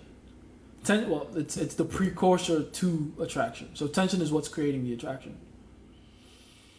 Hey, Jace, I sent you a DM, bro. Check it out when you can. All right, cool. I will. I got so many DMs to check. My bad if I'm taking too long, guys. Sorry. Let's see. So God won't make me 6'7" because I'm not ready for it. The way you show you're ready for it is to be able to go through the pain that is required to become 6'7". Are you ready to go through the pain? Because there is a way to go through it. You know, there's a pain. There's a lot of pain. You know. Also, here's another way God would probably answer that prayer. If you want to be 6'7", He'll probably put you through tests to make you the kind of person in the end that's okay with not being 6'7". Because that's the kind of sense of humor God has. You know. He won't make you 6'7". He'll just give you 6'7" confidence by putting you through a bunch of fucked up shit. So that by the end of it, if you survive all of it, you come out the end being like, oh, I don't even need to be 6'7". I survived that. I survived that. Fuck being 6'7". I'll bully a 6'7" motherfucker. You know what I mean? That's how God works. I shall be quiet. My apology. My bad. Sorry if I sound aggressive, guys. That's not my intention. My intenciones. Can you upload this live to YouTube? Yes, I can. And I will. Hey, YouTube. Appreciate you for the love and support. Go in the comments. Comment for me. Like, subscribe. Turn on your notifications. All that crazy shit. I appreciate you, YouTube. Love you. Because tension is like fire. That keeps the relationship alive. Too much of it and she won't handle the heat. Yes. Too little and it dies out. Exactly. I don't know you tell me I said it perfectly. Perfect analogy. Tension is like fire. Too much fire, the house burns down. She can't handle the heat. Too little fire, the spark is gone. Right? So that's exactly what tension is. You got to calm the fire with reassurance. Exactly. Finish your stuff in 2 days. Got to upload more on YouTube. All right, bet. I will. How did you get all this knowledge, spiritual-wise, and be able to connect it deeply with the rest of the rest of life? Is that what you mean? I can see the connection, because everything is connected. You're brave as a man. It being connected to the game. Yes, you being brave as a man definitely connects to the game. You having the balls to go into that other realm definitely translates into your self-belief. How did I do it? Pain. Lots of fucking pain. Painful shit. Honestly, initially it actually happened by accident, but pain. Lots of pain. Lots of pain. I left for a bit. Can I use the lines on open? Oh yeah, I already answered that one, didn't I? I think I did. But yes, you can, depending on the situation. Could you consider most of the game as just congruence? It's also one of the main points of NLP. Yes. Yes. The biggest lesson game will teach you is congruence, for sure. That is the biggest lesson, is nothing teaches you how to stay firm in your identity quite like game will. Because women are always constantly testing your identity. That's their biggest job. They're testing your identity. They're testing your beliefs. They're testing the essence of what you are, or at least what you believe yourself to be. They're constantly testing it. They're chipping at it. They're throwing shots at it, different angles. They're finding the weak points in it and jabbing at it. You know, you don't think, okay, I have a lot of girlfriends in my life. You don't think they always ask me questions as to why do you always need all these girls? I'm constantly being tested about that. Constantly. But you know I'm always winning because they're still here. See? So they're always looking for the weakness. And you just got to look at it like the more they jab at the weaknesses, the more calcified you become, the stronger they get. That's really what's going on, you know? Bro, would you ever go on Love Island, and how do you think it would play out? Me and my girl were literally talking about this shit last night. We were watching what's it called? The Perfect Match. And damn. I was thinking about it like, I would kill this game. Because the entire game is manipulation. They won't say that out loud, right? The entire point of the game is they put boys and girls in the house. Every week they have an imbalance in the number of boys to girls. and then it's either the boys to choose the number of girls they want or the girls they want in particular. It's still based on like a monogamous coupling and pairing, right? But for the most part, it's all about manipulation. As a guy, your goal is simple. On the weeks where there's more girls than guys, pick the best girl you can. Not just the one you're attracted to or the one you're the most attracted to, but the one that's the most compatible with you. And then on the weeks where the girls have more power and there's more guys than girls, make sure you don't get kicked out of the house by strengthening your connection you have with the girl you picked from the previous week. And then just go over that like every other week. That's the cycle. That's the game. Every person in that house, because me and my girl, we watched season 1 and 2. Every person in that house played it incorrectly. Every single person. Stupidly played it. Terribly played it. But once the tension burns the house, so to speak, could we still rebuild it like before or not? Oh yes, you can, but it would require a lot of overcorrection, a lot of comfort, a lot of reassurance, a lot. So the girl would have to be worth it to you for you to go through that trouble, because it's a lot, you know. But yeah, I would kill those games for the most part. I would fucking destroy those games. But again, my definition of winning those games would be very different than like what the actual objective of the show is. Like, do I think I want to be the person who has the perfect match at the end of the season? I don't really give a fuck. But I would never be kicked out of the house. And I would probably have like 3 or 4 different girls every other week. And I would have a very unique power over the girl I pick or girls I pick. You know what I mean? I'd be that guy. I would be that guy. Let's see. I gotta scroll down. Is it wise to get married? If you do it correctly. It's actually one of the best things you can do, honestly. But if you do it correctly. The problem I have with marriage these days is a lot of men are doing it incorrectly. They're doing it from the wrong mindset, the wrong premise, and with the wrong person. You feel me? Marriage should always be done from a place of abundance, first of all. Let's start with that. Most men are doing marriage incorrectly because they're just like, oh, okay, I'm the age to get married now. I guess I'll just marry the girl that happens to be there. That's pathetic. That's what men with no abundance do. That's scarcity mindset type shit. Pathetic. Don't do that.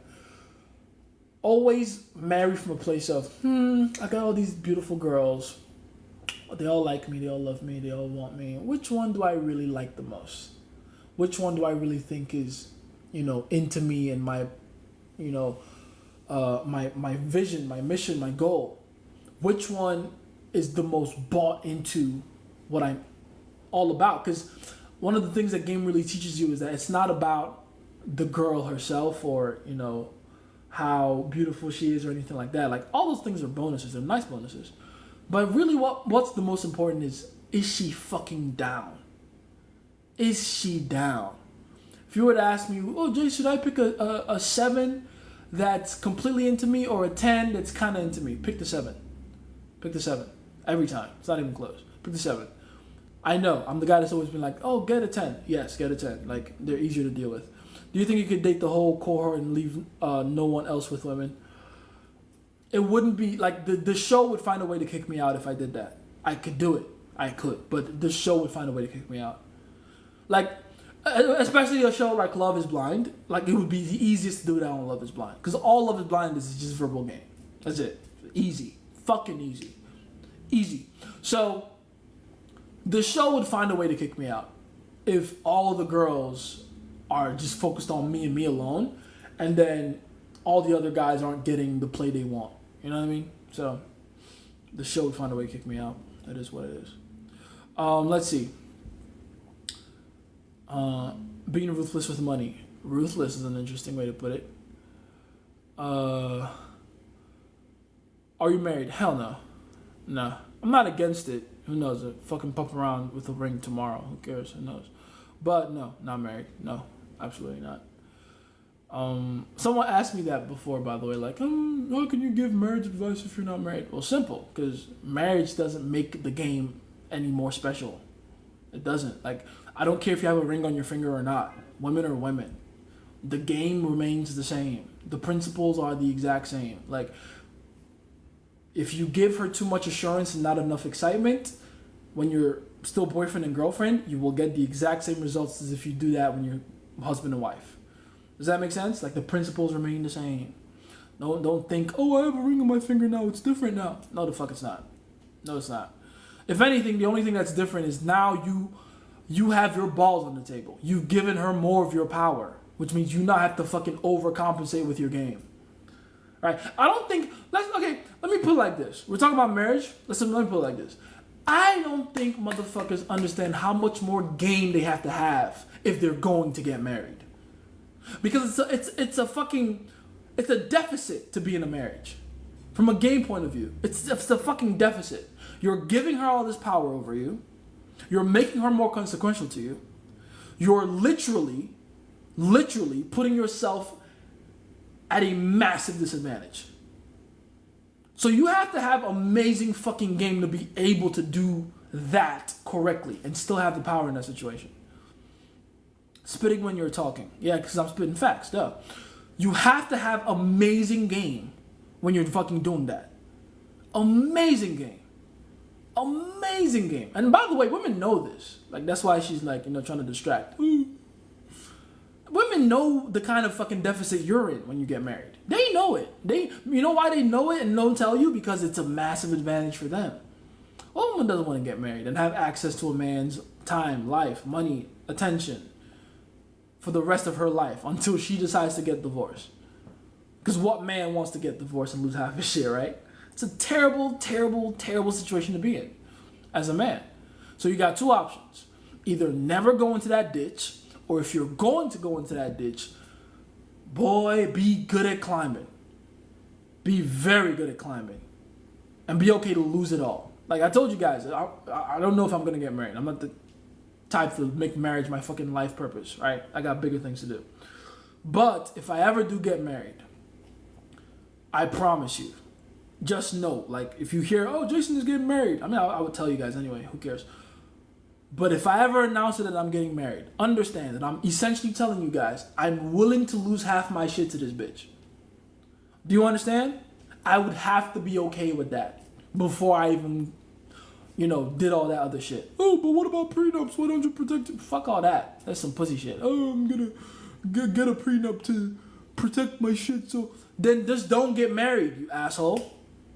Don't get married. That's way easier than fucking, prenups, and I gotta marry in this state, not this state, and I gotta sign this. Shut up. Just don't be a punk and don't get married. So if you're going to get married, put yourself in there all in. And make sure she's in all in too. You feel me? Do what you gotta do. I think you're really cut, but on a scale of 1 to 10, how crazy do you think you are? A good line. Cut, like my physique? I don't know. I think I'm 100 though. Go provider mode and reassure her. Yeah. With the too much tension? Absolutely. A girl responds uninterested with few words, just saying persistence. Responds uninterested with few words. Respond back with your own disinterest in few words. I always tell you guys, whenever you're met with disinterest, meet with disinterest as well. That's the move. You can't, you have to meet with disinterest first before you give her a chance to come back and maybe give her a compliance test. But you have to meet with disinterest first. You feel me?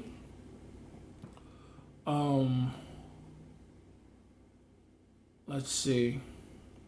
Have you heard of Kyle Flipowski? I just literally watched the video before I came on live because I scrolled a little bit before I came here. If the rumors are true, that's the basketball guy that just got drafted in the second round, I believe. And apparently his girl is like 26 and he's 18 or something like that. Or she was 26 and he was 16 or something like that. I have no idea. But yeah, predator type shit. Good for her, I guess. How long have I been live, guys? An hour yet? Has it been an hour yet? I don't know. When you were intermediate, what was your shooting percentage success rate? It depends on what the goal is. Give me a goal to set. Then I'll tell you what the rate is. Because the goal for numbers is different from the goal for actual sex, you know what I mean? Versus the goal for imprinting and all that stuff, the goalpost. I mean, she passes the compliance test. Did she pass the last one or no? If she's responding disinterested, I would take that at face value. Like, if she was passing compliance tests before, but the most recent thing she's shown you is disinterest, assume disinterest. You got to go off their last behavior. Let's see. Oh, okay. Like in terms of getting numbers, or however you measure it. Okay, so numbers was, I hadn't really honed in my skill at the time. I would say I was around 35-40% for numbers. My follow through on text was actually pretty decent. It was like, I would say around 70%. And then my follow through to date is where things dropped, because I would text, but things would always fall off. So that was about like 20% from that point to that point. And then once I got on the date, and I've always been really strong with this one, once I get on the date, it's wraps. It's like damn near 100%. The only situation I can think of where things didn't go well from the date are situations where I decided that I didn't like the girl, or like some weird logistical issue I couldn't solve, That's about it. All races have to correct something. I already read that one. How do you make a girl feel special? The best way is time, honestly. The best way by far is time. Because that's the most important thing to you. Or at least I hope it's the most important thing to you. If you're a man and you got shit to do and you give her some of your time, that's important. Does being 130 pounds, 5'9", make it harder to be seen as dangerous at a physical level? 130, 5'9". How do you look though, 135? Are you muscular 130, or are you just like skinny 130? Like, depending on how that looks, we might want to see. Fix new roster or update the roster? Oh, always update. It's easier to do. What is the overcorrection for black men? Similar to Arabic dudes. But also, another thing I would say is mind your relationship with your mother, black men. Mind your relationship with your mother. I think that's even more important, honestly. It's like, a lot of black men are the way we are because mommy coddled us too much. You feel me? A lot of black men have a fucked up relationship with their moms and don't even realize it. It's almost ancestral. They'll never admit it. But it's true. A lot of black men, and I see them all over this app too. It's kind of funny. And I usually clash with them too. Men who are too reliant on their mothers, right? But yeah, that's literally what it is. Black men need to stop allowing their mothers and the need to seek their mother's approval to rule their lives. You're not your mother's husband. You're her son. Act like it. Weirdo. That's the overcorrection. Or are you like a professional phrenologist or some shit? What the fuck is a phrenologist, huh? I have no idea what that word means. New word alert. Phrenology. The study of conformation of skull as an indicative of mental faculties and traits of character. Interesting. So you're telling me people can study the character and traits of people by the shape of their skulls? And the formation of their skulls, the way their skulls form? Is there actually a correlation? That can't be real though, right? That cannot be real. I mean, if there's like significant brain damage, sure, but like the way your skull shapes is an indication of your characteristics, that's gotta be racist or some shit. That's gotta be racist. Let me see.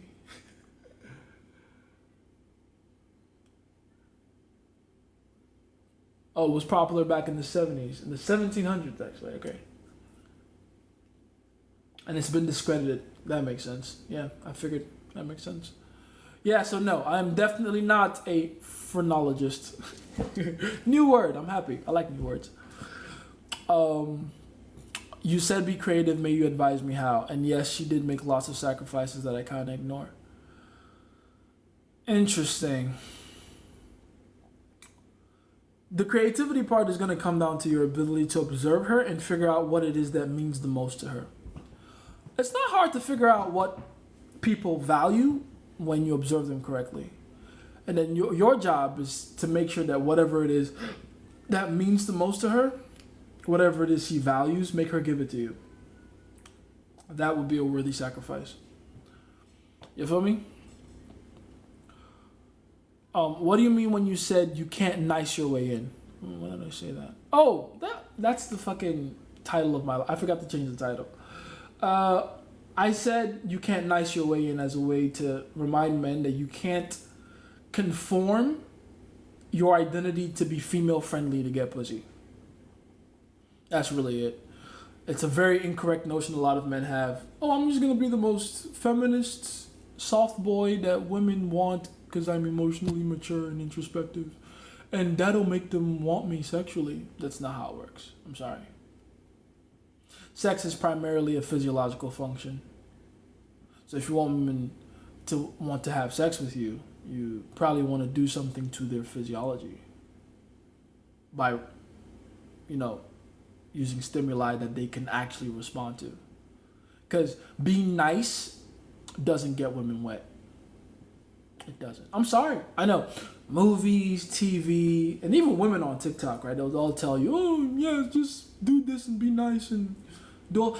Mind you, I'm not saying don't be nice. I'm a nice motherfucker, but I'm very nice. Ask my girls. I'm very, very fucking nice. But that's not what gets them wet. All right? What gets them wetter? Here's a quick pop quiz. What gets women wetter? Buying her favorite flowers, or a 6-pack of abs, to be specific. What gets them wetter? It's the 6-packs of abs. Yeah. I know, vulgar and rather cruel and direct, but the truth. I'm sorry, it's just how it works. That's what gets them actually wet. Now, am I saying don't buy her flowers? Yeah, if she deserves it, sure, whatever. Make her feel special, cool. But if you want her to sexually want you, that's not what you do. That's not how it happens. You want her to sexually want you, do something sexy. Something that actually triggers her biology to respond to you in that way. All right? Keep that in mind. All right. You said white dudes are neutral, right? No overcorrection needed. You could think about it like no overcorrection needed. But here's the thing. Let me tell you the plague with white dudes. When you have no extremes, then you can't attract extreme women. And extreme women are the hottest ones. That's why they're hot. People keep forgetting that. The hottest girls, the most desirable women, are that way because they are in an extreme. They are the extreme side of the spectrum of hot to not hot women. And to get extreme women that are at the extreme like that, you need to be extreme yourself. So the average white guy can get just about any woman because he is completely neutral, as long as that woman herself is average. And if you ask your friendly neighborhood white dude, he'll tell you that's probably the problem with his dating life, is that he can nice his way into any woman. There goes that word again, right? Nice. He probably finds himself in the friend zone a lot, if at all he has any kind of female attention or any stuff like that. But in order to create attraction with someone that's actually attractive, you're going to have to go into the extremes. So ironically, they need to overcorrect. Because don't forget, I said the Arabic dudes, the African American dudes, the South Pakistani dudes, South Asian dudes, they all have these things around their emotional maturity, right? I never said their problem was attraction, because it's not. I'll tell you right now, it's not. Arabic dudes get attraction like that. Black dudes get attraction like that, right? The problem is the back end, right? Where okay, how do you actually solve for those weird moments where you lose emotional control? Well, white dudes, it's the opposite. They're nice. They're accommodating. They're easy to get along with. But that's not enough to make her excited for you. You know? So keep that in mind.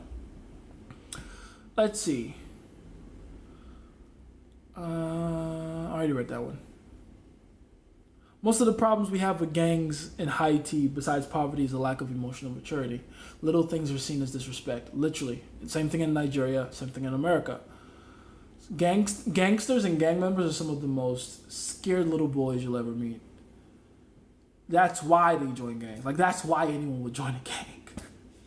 It's a need for camaraderie, right? Not everyone is okay with being a lone wolf because not everyone is strong enough to play that role. You know, me personally, I'm an only child. I'm used to being alone. I like that shit. I love that shit. I'm the kind of person, if I don't find a chance to be alone, I start getting uncomfortable. Like, ugh, leave me alone. You know what I mean? I cherish my time alone. I've made a lot of progress in my life from just having conversations with myself. It's great. Fucking love that shit. But if you're a person that's not used to that, or you're like insecure in that way and you need to feel like you don't know how to draw power from within yourself, then you need other people to give you power. You need to feel power that comes with other people having your back. You need to feel power that comes with having a weapon on you at all times and all that other dumb shit. Like, I don't live my life like that, man. You know? Because I have power. I have it. I don't have to draw it from anything or anyone external. I am powerful. I am power. You feel me? So, it's just a difference in, like, thinking, really. And they have to understand a lot of the reason they feel like that is because they've always relied on someone else for their power. Their mommy. So yeah, that's why these gang members exist, man. It's ridiculous. What is the benefit of long hair? It seems like a real burden to carry around and maintain. I don't know. Like, I have long hair. That's about it. If you don't want it, you don't have to get it. It's not really a everybody thing. Where does your power come from? Within. Specifically, my connection to God's source. Because no one can take that away from me. All right. Over the years, my source of power has changed. Because the more mature you get, and the more tests life throws at you, the more you realize your strength and your power can't come from anything external. Right? So like, for instance, I was really into being Nigerian. Like, again, I didn't stop being Nigerian. I'm still Nigerian, right? I love being Nigerian. And a lot of my power came from being Nigerian. Like, I'm Nigerian, bitch. And I'll still say that from time to time. Like, yeah, I'm Nigerian, bitch, yeah. What? It's awesome to be Nigerian. It's fucking great. Especially now that the world knows how awesome we are. But one day I think about it and, like, sit down and realize, at some point, someone can decide to take my Nigerianness away, too. What then? You see my point? What then? If it can be taken away from you, then it can't be your power source. You're going to suffer. Simple. It's really that simple. Oh, I'm rich. What about when you get poor? And everyone goes through ups and downs. So don't even be like, oh, it'll never happen. Like, shut up. Something like, even if you're rich, you can have some kind of weird situation where all your money is trapped and you don't have a way to spend any money for a little while. Now what? Right? Oh, I'm powerful because I have my followers. What happens when you get banned? What happens then? Right? What happens when your own fans turn on you? Right? I've had my fans turn on me multiple times. Like, some of you here right now watching me, remember the times I used to go to war with y'all. With y'all. Y'all are my fucking audience. And I would go to war with y'all. Remember when was our last war together? Because I feel like I beat my own fans more than other people on TikTok, right? The last one I think was when I was really going at, like, the whole concept of, like, you have to take responsibility. Remember that? Remember that it was like last year, end of last year, like the last 3 months or so. And I was like, y'all gonna get me today. I mean this shit when I say, fucking, you have to take fucking responsibility for everything. And then what did y'all say? Oh, but what about the girl? Doesn't she bear responsibility? Fuck no. Take 100% responsibility. Oh, Jason, you bullshit and I love your content, but this one you're wrong. Fuck that. Take responsibility. Have the power to take responsibility. Okay, why do you even think I talk about stuff like taking 100% responsibility for yourself? Because all the power is on you then. if you have to share the responsibility with her, then that means she shares power with you. You don't want that. Because the power in the hands of a woman is dangerous, right? But I digress. The point is, you have to make sure your power comes from within. If it comes from anything else, you're fucked. You are fucked. Fucked. You feel me? Be careful with that. Let's see. How to break no contact the right way after you appeared weak to your ex and she blocked you. So you appeared weak. Oh yeah, you're fucked. You're fucked. Go on my YouTube. I just put up a live where I talk about this. Because I talked about this in the last live. Go to my YouTube. Go to the video that's titled. What's the title? Why the no contact rule won't work for most men. That's the name of the video. It's like my second to last upload. Why the no contact rule won't work for most men. You made the classic no contact rule mistake. You showed weakness, you were weak in her eyes, and then you went no contact. So now it's out of sight, out of mind. And women only observe you through the lens of your last behavior. And your last behavior was weak. So this entire time when you were no contact, all she kept remembering was how weak you were. You solidify that in her mind. You feel me?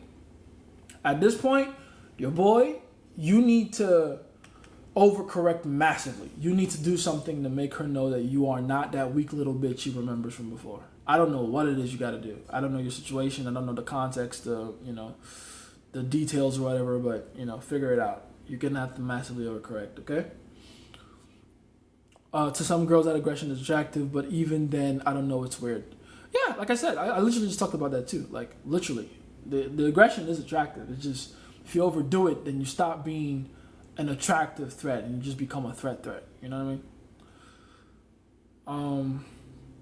Do shit would get a reaction of her, or play the I'm sorry for the things shit happen, bait her with remorse. You can do that too. You advocate getting married as a man. It can be good. Again, only if you do it correctly. I don't mind you getting married. Just do it correctly. And that's hard to do. It's hard to get married correctly. It's hard to do it from a place of abundance. It's hard to do it with your own set rules and boundaries going in. It's hard to do it with the patience that is required before you do it. Like finding the girl and training her up from scratch, right? The girl that would be completely bought into your vision and your mission. Those are the hard parts, but you got to do it. You got to do it. Does your hair have meaning spiritually wise? Maybe. LMAO, that's why I got middle part for my dreads. I hated blocking my vision. Bet, exactly. See, it just gets in the way. What settings would you set up to get older? Oh, I didn't answer that one. If you just got here now, don't worry. This live will be uploaded to YouTube, so you'll see all the answers to these questions I'm saying I've already answered. Let's see. How to acquire a sugar mommy? Just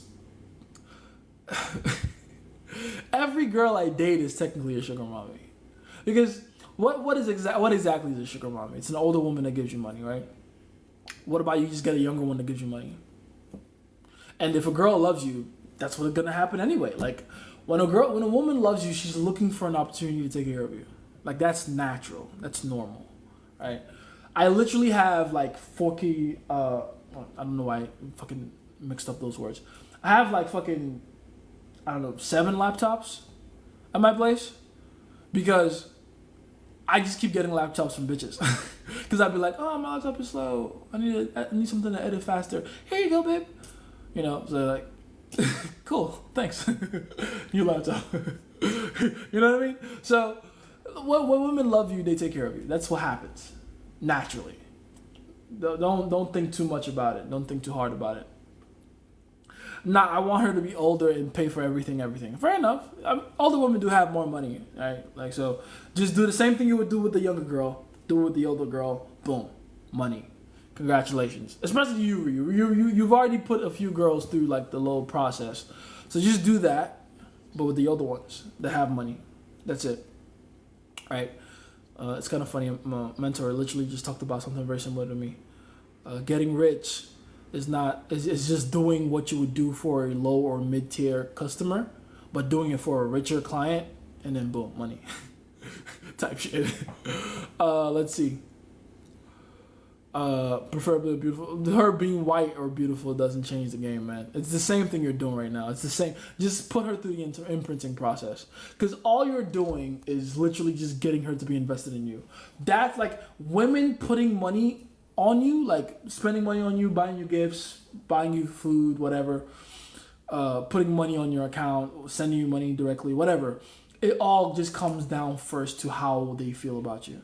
And if they feel great about you and they want to, see you happy and make you comfortable, they're going to find ways to insert themselves here and there, right? And it always starts like small. They buy you food here and there, then they come to your house and realize, oh, your microwave is fucked up, so they buy you a new microwave. And then the next thing you know, they're fucking lending you their car and sending you all kinds of money for this or that, or... I got family back home. I like to send money. Oh, I'll help you. Now they're sending you money for that. Like it's the same process of getting even a broke girl to like you. Because whether she's broke or not, there's gonna be a way she like sends her love for you.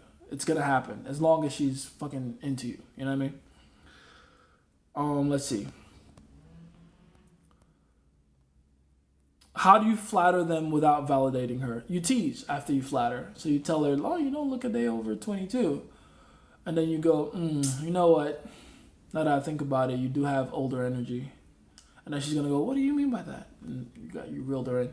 Right? Just push, pull. Say something positive. Say something that can be indicated as negative. Say something positive. Say something that can be indicated as negative. And you just keep that cycle going. What about Snapchat games? Should start teasing with pics if you got a good physique or after rapport.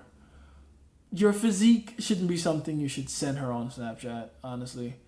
It should be something you send to your story and then she happens to see it. Like, the way I would do it is I would be at the gym pumping out iron or at jiu-jitsu grappling or, doing something that shows off my physique naturally, and then just post that to my Snapchat story. And then while I'm talking to her, she'll see my story, and that'll be the way to demonstrate that. It wouldn't be like, I'm going to send her a fucking, six-pack. From time to time, every few months, I'll experiment with that to see if it works. And yeah, so far, it's still the same kind of low, a high-risk, low-reward type of move to just send a girl something directly. It's better if you do it indirectly. Post your six-pack on the story or something, or in a TikTok video. That works too. And then, yeah, from there, because it's for educational purposes. You're not trying to let these bitches see how sexy you are. You're just making a point, and then boom, they're in your DMs. So let me see. So we want to devalidate, then validate, then throw off balance. Pretty much, yeah. Again, it's standard push-pulling.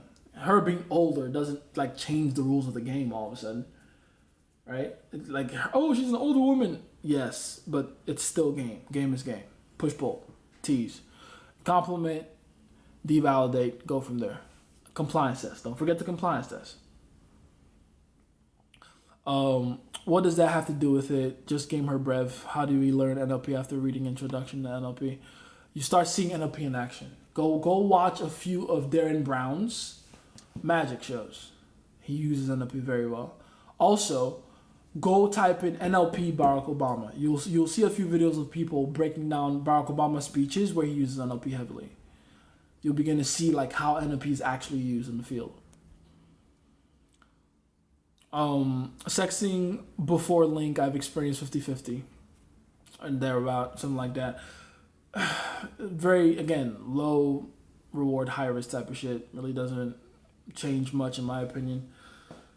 It's better to just do game correctly and then go from there. After reading the opener's guide, I've been making up some push-pull lines. Good. That's kind of the point, honestly. I gave you lines in there, but really the entire point of that guide is so you can create your own. Let's see. It's up there, by the way, for anyone that wants to go get it. Link in bio. Big facts, indeed. Let's see. Jace, do you believe in Do you believe in even people and spirit around the world, Illuminati and Satan? Oh, like evil people? Is that what you mean? Yes. Yes, I do. We are in a fallen world, unfortunately.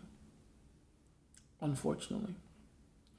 How do you appropriately devalidate? Tease lightly, playfully. Say something that would be considered playfully disparaging towards her, right?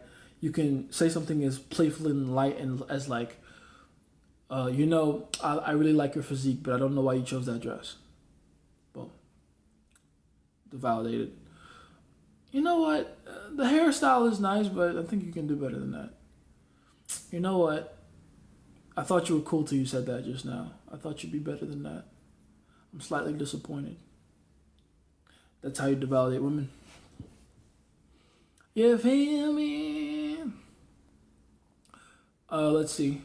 Do you think it's cowardly to not fight America's wars, especially when you don't want to or care to?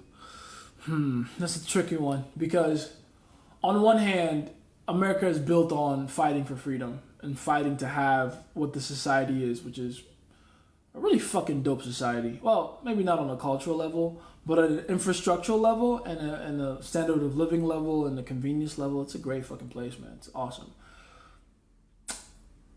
With that said, though, are you really willing to throw your lives away for weird proxy wars between essentially companies? Are you willing to throw your lives away for the ideologies of older men who don't care about you? Me personally, I lean towards that second one, Because what's the point? Why are you throwing your life away for people who don't give a fuck about you? Because if both sides just decide, I'm not fighting these fucking wars, then there will be no wars. There will be no wars. If all the young men like in Russia and America go, this war shit, we ain't really about to do all this dumb shit, then there will be none. Like if everyone met in the battlefield. I don't know if you guys watched the movie Troy, right? Brad Pitt.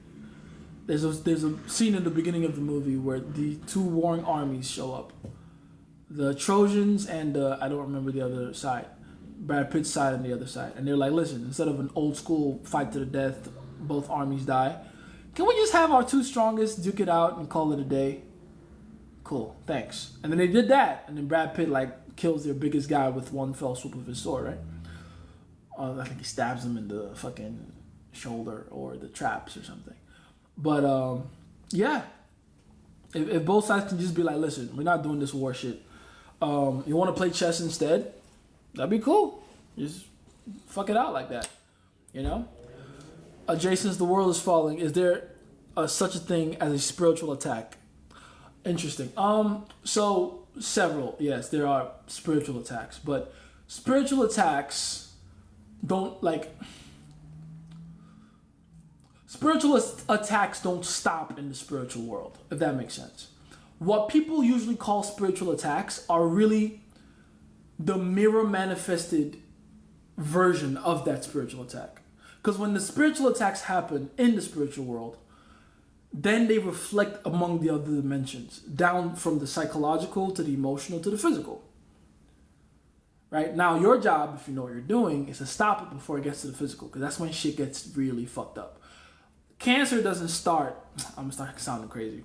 Cancer doesn't start in the body. It starts in the spiritual. Then it gets to the emotion. Then it affects the mind. Then it affects the body.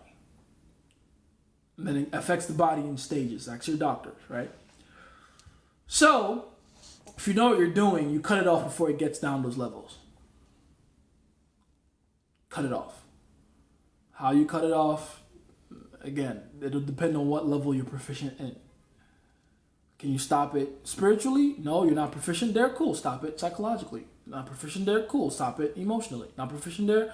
Then you're not gonna have to deal with it physically. And when those problems hit the physical, that's usually when shit is like, oh my God, now there's suffering and pain involved. You know what I mean? You don't sound crazy when you say that, Pookie. Don't worry, I appreciate you, man. Thank you. But yeah, it gets tricky. You gotta think about it like that. It's multidimensional. It's multiple dimensions happening. And what we call the spiritual world is a few dimensions above this one. And it's bleeding into all these other dimensions, all the way down to this very physical one. You feel me? It's weird, but it's true. Let's see. Choose a partner for compatibility over high attraction. Compatibility means high compliance. Yes. And if you know what you're doing, and if you're doing it correctly, you choose that high compatibility from a place of abundance, which means you also get attractiveness as well, high attraction as well. You feel me? This sounds crazy, but then it would seem like curses exist. Are there people who can launch attacks? Oh, hell yeah. Curses are real. Curses are tricky. All right? Because there's rules to that shit too. That's another thing I like about the spiritual world. It's all fucking rules. It's math. It's all math. So curses cannot fly unless they have a target. You got to think about curses like heat-seeking missiles. Does that make sense? Curses need a fucking target. So they need two things. One, specificity. They need to be specific. They have a purpose, and they have a person they're hitting, right? And then two, they have to have some kind of a drawback or an out. It's not a curse until, and this is the irony to how curses work. If you're the curse giver, if you're the curse creator, you yourself have to create a way for the person to lift the curse, or else it's not a real curse. Does that make sense? This is why I love Disney movies. Again, all these animated shows, they all have these little nuggets of spirituality in them. Y'all ever watch Sleeping Beauty? Right? When the witch cursed the king's daughter because she got pissed they didn't invite her to her birthday or whatever the fuck it was, right? So God is the rule giver. How do you defend against it? Well, we're getting into that. We're getting to that right now. If you watch Sleeping Beauty and the witch cursed the king's baby because she got mad, she didn't get invited to either her first birthday or her coronation, whatever the fuck it was, her naming ceremony. What did she say? She said by her 16th birthday, she was going to prick her finger on a spinning wheel. But then she also said, only true love's kiss can wake her up from her everlasting slumber. That's a curse. That's what curses actually look like. Curses aren't all negative. Well, they are negative, but there's always an out. A good curse, a real curse, has conditions. So it's not really a curse, it's a condition. That's essentially what a curse is. A curse is a negative condition. A negative binding condition. Same thing with Beauty and the Beast. He's a beast. He gets cursed to be a beast. And the curse is directly tied to the rose in the show glass thingy, right? And it can only be reversed if he gets a kiss from his true love. That's what curses actually look like. That's a real fucking curse. You see what I'm saying? The first should have been psychological. Oh, my bad. Oh, what are we talking about? The first what? Huh? What are we talking about? Rank these by importance, please. Psychological, physiological, spiritual, emotional, mental. Okay, very good. Spiritual. Spiritual, emotional, psychological, physiological, I think. Some people would interchange that and be like psychological over emotional. Me personally, I think you have to actually have a grip over your emotions before the psychological, before you have a grip over your mind. Does that mean like, okay, let me say it like this. The reason the emotion is more dangerous than the way you're thinking about it is because it's the emotion that actually gives the key to the next realm. All these realms are connected to each other consecutively, going down, but also going up. Does that make sense? So the emotion is the most connected to the spiritual. Is the closest connected to the spiritual. And that's true. As anyone that's actually knows they're worth their weight in salt when it comes to the spiritual shit, they'll all tell you that. That's why pain is also the most important currency in the spirit world, because emotion is what runs the spiritual realm. Emotion, energy in motion. That's what emotion is. It's energy in motion. It's dynamic energy. Does that make sense? Okay. So it's spiritual, then emotional, then psychological. Because the psychological is on our plane of existence, how we use to understand the emotion. Even now that I'm talking to you now about the spiritual things, you're not really receiving them spiritually. You're receiving them psychologically. You're receiving them through your mental faculties. English is so hard today. You're receiving them through your mental faculties, right? Every emotion you feel and experience, you can find a way to interpret within yourself mentally. That's why those ranks are like that. So spiritual, emotional, psychological, then physical, right? So where would you place mental and physical at the bottom? Mental is psychological. Like when I say psychological, I mean mental. It's all like the difference between psychological and mental is like the difference between the water and the fridge. It's just one aspect of it. Does that make sense? Mental is an aspect of psychological. Does that make sense? It's an aspect of it.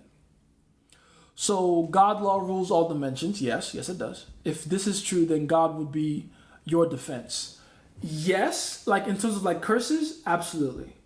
God is your defense. Like, okay, in the case of someone sends you a curse, there's two ways to break it. One, have a higher spiritual rank than that person, so that curse doesn't latch on anyway, doesn't do any damage. Or two, exploit the loophole in the curse. Every single curse has one. Does that make sense? So, yeah. And by the way, curses, don't think of curses as all bad. Like, there's one thing you have to understand about how God operates, how God works, is that he created all things, which means he also created evil. And people need to be okay with that. People, especially a lot of Christians these days, they really confuse themselves in thinking that God is like nothing but sunshine and rainbows. Like, yes, he is a being of light, right? But he's a being that is also surrounded in darkness. The Bible says so. So all good things and bad things come from him. Well, not bad like corruption of good, but like the capacity for evil. Yes. Even in the Bible, God inspires prophets to curse people. Is that not so? So yeah, God uses certain things to test us, keep us in check, make us better. And they're not always going to feel good, but they're necessary. You feel me? Do you also see physiological and physical as the same? Yes, I do. Physiological is just a part, again, just like mental and psychological. Physiological is a part of physical.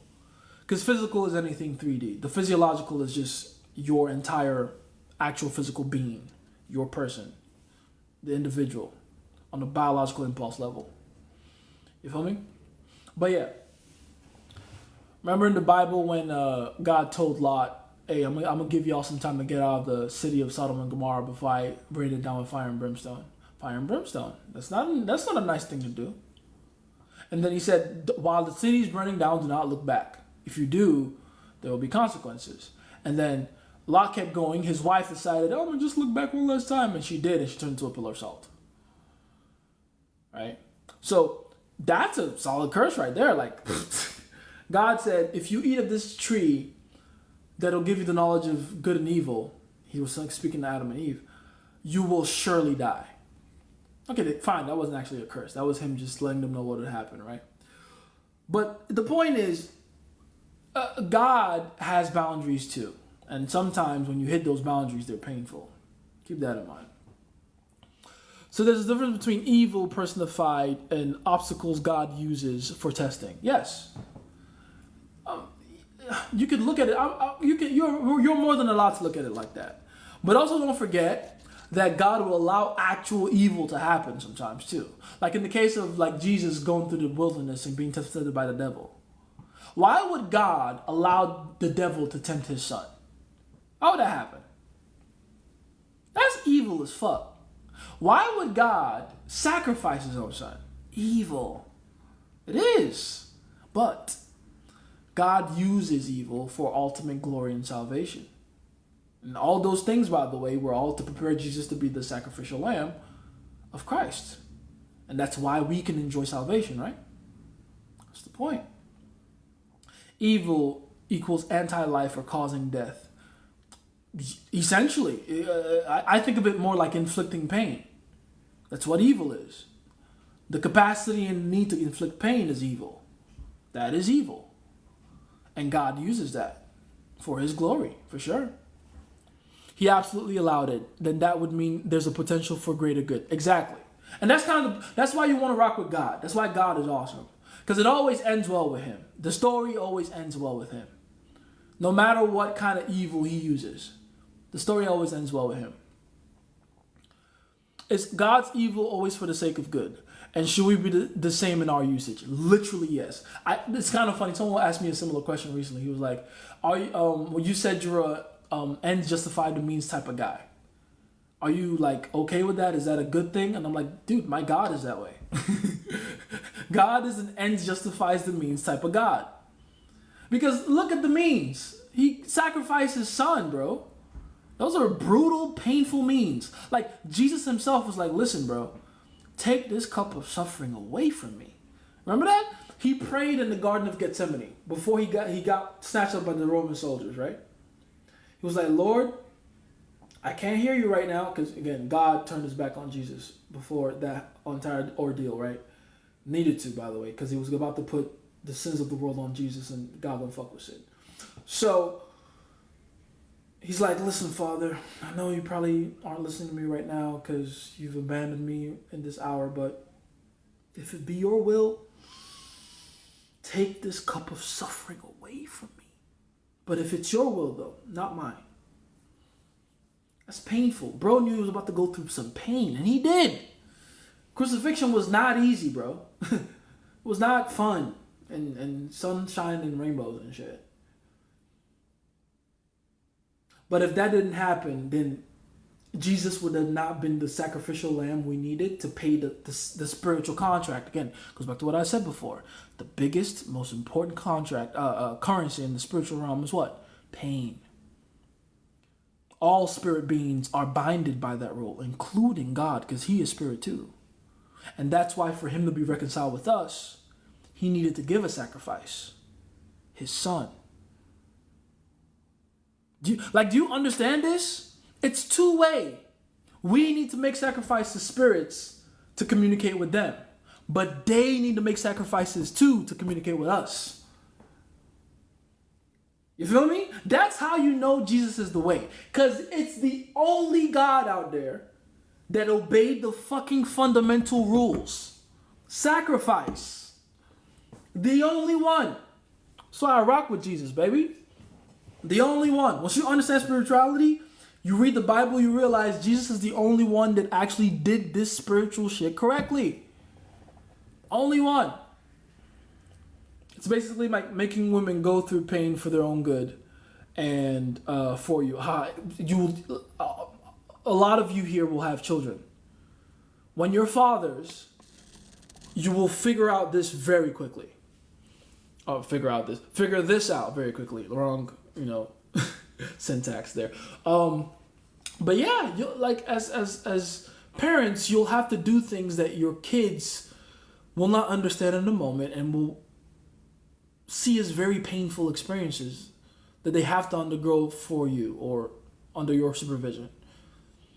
But as a father who has foresight, you know it's necessary. It's necessary. That kid doesn't want to take a bath or take a shower. But your father, if they don't learn these habits now, they'll be an unhygienic, axe-spraying motherfucker later. So you make them take the shower. They don't like it. They don't want to. They don't want to shower. But you have to make them do it. It's painful, but you have to make them do it. I think he can break the rules, but that's not his nature. He would lose honor among the spirit. You can look at it like that, but I don't think that's it. I think he's just made a promise to himself to not ruin the universe and the rules he's created for it. You know what I mean? God is a very proper God. Very, very proper. Very, very proper. Trust me, God following, and this is something other people like have issues with. When I say God follows rules or spirits follow rules and God is spirit, that is not me saying God is somehow less powerful. God being able to follow rules that he created doesn't make him not powerful or weak. It just makes him disciplined because duh, he's God. Of course he's disciplined. You feel me? Let's see. Not the devil, just energy. Same difference, man. What do you think about attachment styles? Very good question. I think they're bullshit. Because attachment styles change and vary depending on how the relationship is being perceived by the people in it. Right? The same girl that's avoiding an attachment towards some other guy, towards me, she's like anxious attached or whatever. Or I forget the other fucking names. But basically, the same girl that acts distant to some other guy, for me, she's fucking clingy and I can't get rid of her. Do you understand what I'm saying? So, nah, attachment styles are bullshit. What they're really observing is the change in a woman's behavior depending on what guy they're dealing with and the level of attraction they perceive that guy to have. That's really what it is. Curse energy and JJK, yeah. Different type of energy, yeah. A girl I'm texting claims she likes to be the dominant partner in the bed. Sounds like a cap to me. They all say that. Grab her by the throat. Fuck the shit out of her. Maybe this is why women hate when we don't follow through on our own laws. Literally. Because that's what discipline is. If you really think about it. Right? Discipline is one of the closest things you can be to God. Because that's what God does. That's what it means to be God. Is to say stuff and follow through with it. All right, so it's kind of funny. Someone asked me before, like, why do you like AI so much? You wonder why I like AI? Have I ever answered that question? Why I love creating AI pictures, right? I'll tell you why. I'll tell you the honest to God reason why. It's because I feel like God doing it. I feel like this is what it means to be God whenever I create an AI picture. In the beginning, God created the heavens and the earth, right? He looked upon the face of the spirit moved upon the face of the deep, and he looked at it, at the world, shapeless, formless, and without void, and it was dark, very dark. And he said, "Let there be light." And there was light, and God saw that it was good, and he named the light day and the darkness night. Right? He said, "Let there be light," and light happened. That's what happens whenever I prompt an AI photo. That's fucking dope to me. That's fucking dope to me. Jace making a picture of a nerd kid with a beanie feels good like God. Literally, like you can laugh about it, but I'm telling you, when what's his name? Christian Divine. When Christian Divine and me were going at it, and he was like, "Oh, you're making AI." I'm like, yes, it's so fun. I can make the image I see of you in my head without having to have any real artistic skill. Fucking godlike shit. Are you kidding me? It's awesome. I can type in words and something is created. That's like God AI prompted the universe. Do you get it? Do you get it? This entire existence is one giant AI prompt after AI prompt. Do you understand how cool that is? The better technology gets, the closer and closer we get to being like God in a way. I mean, we'll never be him, obviously, but still, it's cool. It's fucking awesome. And I think the ultimate form of worship to God is to try to be as close to God as possible. You feel me? Big man thing, yeah? What's the app you use? I use an app called Wonder. It's called Wonder app on Android. Check it out. It's really good. Sounds like that's what being made in the image of God really means, right? Bro, I think, first of all, the translation there, the direct Aramaic translation, when it says, "Let us make man in our own image," it's not even the word image. They use image to make it easier for English speakers. But it's not even image. It's likeness. It's, "Let us make man like us." That is what God said in Genesis, bro. That is what God said in Genesis. Not in our, like, oh, in our image, in our likeness. Let us make man in our likeness. Let us make man like us. So we are God, and the ultimate form of worship to him is to remind him that he can see a reflection of him in us. Damn, I'm preaching today, baby. Woo! Hallelujah. Like, for real. It's so cool. If you don't read the Bible and get excited, you ain't reading it right, baby. You ain't reading it right. We will light travel pretty soon. Pretty soon we'll be landing on other planets daily, weekly. Yeah, that sounds cool too. But honestly, I'm not even excited about other planets. I think there's still a lot about this planet we haven't really discovered like that. You know what I mean? Bro, I always thought we were supposed to be God. That's how we honor him. Exactly. Despite all hatred and backlash. Exactly. That's how you honor God. Jesus got that so well. That's why I love the person of Jesus. He understood that. He understood the Christ consciousness. He understood that.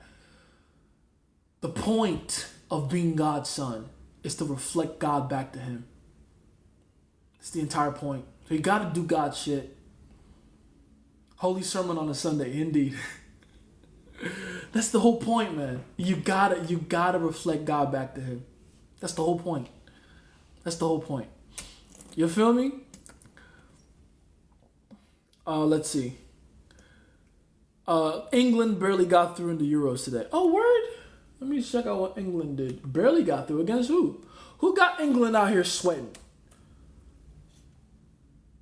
England Euros results. I'm going to be speaking like this from now on to make sure. Slovakia. England struggled against Slovakia and won by 1 goal. In the injury minute time, Jude Bellingham had to carry you on his shoulders, didn't he? 95 minutes. That's very poor performance by England. It took you that long to score. Pitiful. Pathetic. Embarrassing, to say the least. But against Slovakia, though. Slovakia? At least do that against, Wait, what other country is actually good in Europe? Oh, Spain. Spain is good. Do that against Spain or something. If we would only do what God would do, isn't that always the best advice? Literally. Do what God would do. Do what he would do. You feel me? Jason to soccer. I'm Nigerian. I have no choice. But as you can see, I haven't been keeping up with everything.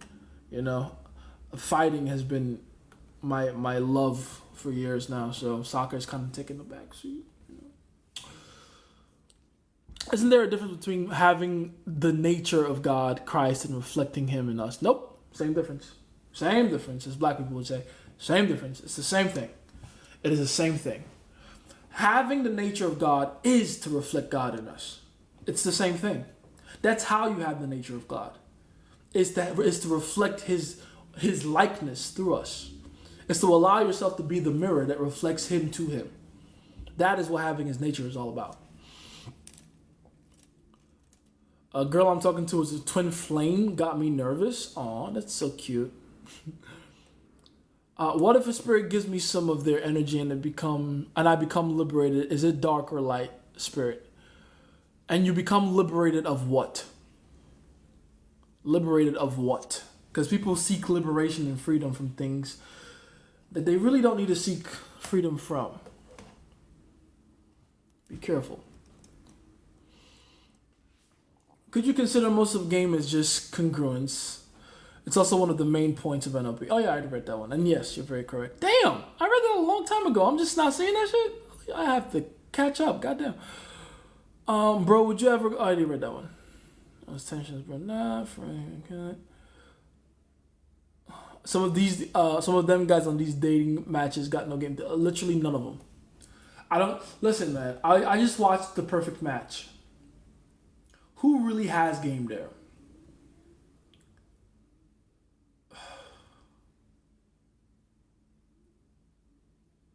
There's one guy with tattoos and bleach blonde hair that I'm and he got a really hot girl, Alara. I remember her name. I don't remember his, ironically enough. I think his name was Steven? Can't remember. He has decent enough game. He's like a Pete Davidson type, a shorter version of Pete Davidson.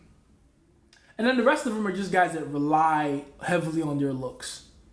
That is it, man. They're goofballs. Ooh, there is one light-skinned dude that I did like towards the end. What was his name? Brighton. He was cool. He shook up the house a little bit. I wouldn't say he has an amazing game, but it was decent. You know. What level of game do you think ASAP Rocky is at? ASAP Rocky is actually pretty up there, I would say. He's actually like pretty up there. Not crazy, but yeah. Especially for celebrities. Celebrities usually don't need to have the level of game he has. So I'm very impressed by him. I really am. I am. Like most celebrities at his level would just be lazy and just be like, oh, I'm just gonna do this and I'm a celebrity, so I'll get away with it anyway. But he's like super meticulous about his game. It's very impressive. Love Island would be the relationships die because the environment changed. Type shit. She said she want someone more mature. I sent her my dude number. Is that wrong? No, not wrong. That's actually kind of baller. Actually, it's dope. She said, all right, random one. How do you maximize your potential on dating apps? Have you actually reached your potential to begin with, or are you just trying to get better at dating apps in general? Because that's a different question. In which case, you just got to think about it like solving different layers of problems. That's how I explain it in the digital pre-selection anyway. There's different layers of problems you got to solve when it comes to dating apps. And depending on what level of problem you're at, you're going to either have to optimize for that or the one before that point. You know what I mean? I think A$AP Rocky is like a good-looking black Pete Davidson. You get me? Nah, he's better than that. Don't get it twisted. He does kind of rely on his looks, but he's actually a smooth, charming motherfucker. Like, he's actually legitimately charming and smooth and playful. And, like, he's got a really decent natural game. Very good. So, yeah. I'm going to put him up there. Let's see. Oh, no, if that. How does it look like to be a leader in the relationship? The first most important thing is being the one that can handle more tension and anxiety than your partner. Right, I got to be politically correct. 2024. But basically, you got to be more anxiety proof than her. That's the first thing every leader has to have, because you can't both be bitches freaking out. Right? Someone has to take the reins and be like, okay, this is what we're gonna do next. Right? Not saying he relies on it, just saying he has game without being an A-list celebrity. Very true. Very true. Very, very true. Peace, Jace. Oh, thank you, Cyrus. Is that Cyrus? Is that how you say that? Girl just searched my phone again, and thanks for the gifts, by the way, guys. I think Mitzican sent me some gifts before, too. Appreciate that. Girl just searched my phone again and says she's leaving because I agreed to no flirting. Man, let her go, man. You're gonna flirt. Like, let her go. She'll be back later. Don't worry about her. Who do you consider your peers in the game? To be clear, I don't think any of these motherfuckers are on my level, but they're close enough to where I give them my respect. Cassie Xander,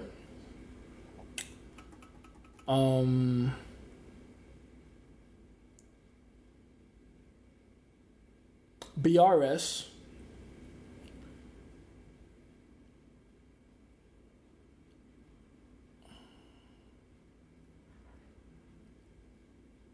I can't put him there quite yet. You gotta show me something. I can't put him quite there. Not quite yet. Nah. Not yet.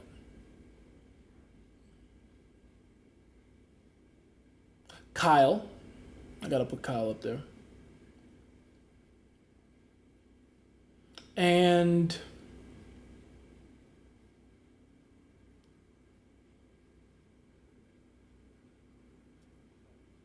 no, these other motherfuckers ain't ready. That's the thing. So I gotta keep them on the back burner. For now, Kyle, BRS, Cassie. That's about it. That's about it. That's about it. Again, not on my level, but I definitely have respect for them. Definitely. Myron Fresh and hell no, I'm strong with you. Absolutely fucking not. Myron Fresh and Fit, are you kidding me? Those are hurt little boys that aren't like, they haven't gotten over their hurt. They are not like anywhere close. Oh, Fish Army. One day. You guys are gonna surpass me anyway, so it's fine. One day. Also, our Kyle Who. Go on, hold on, let me see his full name on YouTube. I just call him Kyle. But, un momento, por favor. Por favor. Por favor. Not por favor. What's wrong with me?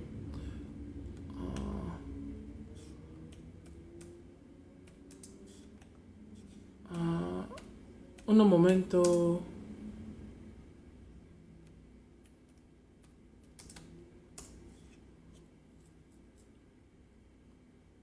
Coach Kyle. Is that what he goes by? Coach? Yeah. But yeah, Coach Kyle. Coach Kyle. He's very good. Like, he's decent. Like, a little more than decent. Like, very good. So yeah, Coach Kyle on YouTube. Coach Kyle on YouTube. And then BRS, Black Riding Seacrest. And there's a few other names in there. I haven't seen anything from them that's like my level or could be considered my peer. Some of these people that I'm thinking about like putting on the back burner are like honestly a little older than me, but I just don't, Kahu also BRS and Archaeology advanced or intermediate. I would say intermediate. They're high level intermediates though. High level intermediates. I think BRS might be touching advanced though. I think BRS might be touching advanced. Like scraping it. Yeah. Let's see. A few days ago, I put my boy who was suspicious of everything on game. It was perfect. That's funny. Since he has a girl, I could directly point out all the good and bad he was doing. Good. Bro, to be honest, if I could change one thing in the world, it would probably be having less overcompensating providers and more protectors with the willingness to provide. Imagine how much better fathers, teachers, and general men would be, and how women would behave as a byproduct. That's literally what I'm trying to do. Like, I'm trying to make every other man out there like me. Because the world will be better if every other man was like me. And that's not a narcissistic thing to say. Right? If anything, the person that gave me the idea, the people that gave me that idea are the women I interact with. They're the ones that are like, damn, every man needs to know what you know. They put a fire under my ass, like, for real. Because even they realize, like, shit, I'm so fucking happy right now. Like, I have to share you, but still. You know what I mean? So, absolutely. Every man needs to be me. Let's see. Don't marry a single mom, guys. True that. Have you heard of the study where the higher IQ a woman has, the more likely they wouldn't get married? That's not because IQ is somehow correlated to marriage. Come on, stop it. No. That's because smart women usually observe interactions the same way I would, which is very logical. That's really the issue with smart women, is that real smart women, not women that think they're smart, like real smart women, have an issue with their emotional circuitry. That's really the big deal. It's not even like their chances of getting a boyfriend are just as low, maybe even lower than getting married. You know what I mean? It's not they're so smart, therefore they can't, no man is good enough. Like, no, it's just their emotional circuitry is off. That's really what it is. How would you deal with those game shows with a traitor or mole among the players? Oh, first of all, I'd want to be the mole, right? When a Among Us came out, I was your number one addict. I swear to God, I loved that game during the pandemic. Loved that game. I want to be the mole, first of all. Second of all, I would hate not being the mole. Because then I would have to figure out who the mole is. Oh, shit, man. I would hate that because it would take so much work to figure out who the mole is. So like an unfathomable amount of work, and the only opportunities I would have to figure out who the mole is during the competitions. You know what I mean? Shit. How can I get to intermediate for free though? Practice, a lot of practice. Like again, if you're not paying me, you can do it. Trust me. Like you can get intermediate without paying anybody, but are you willing to go through the pain of doing that? Are you willing to go through the time and the effort and the energy of making your own mistakes by yourself as opposed to just having someone else tell you what the future roadblocks would be so you don't fall into them? You know?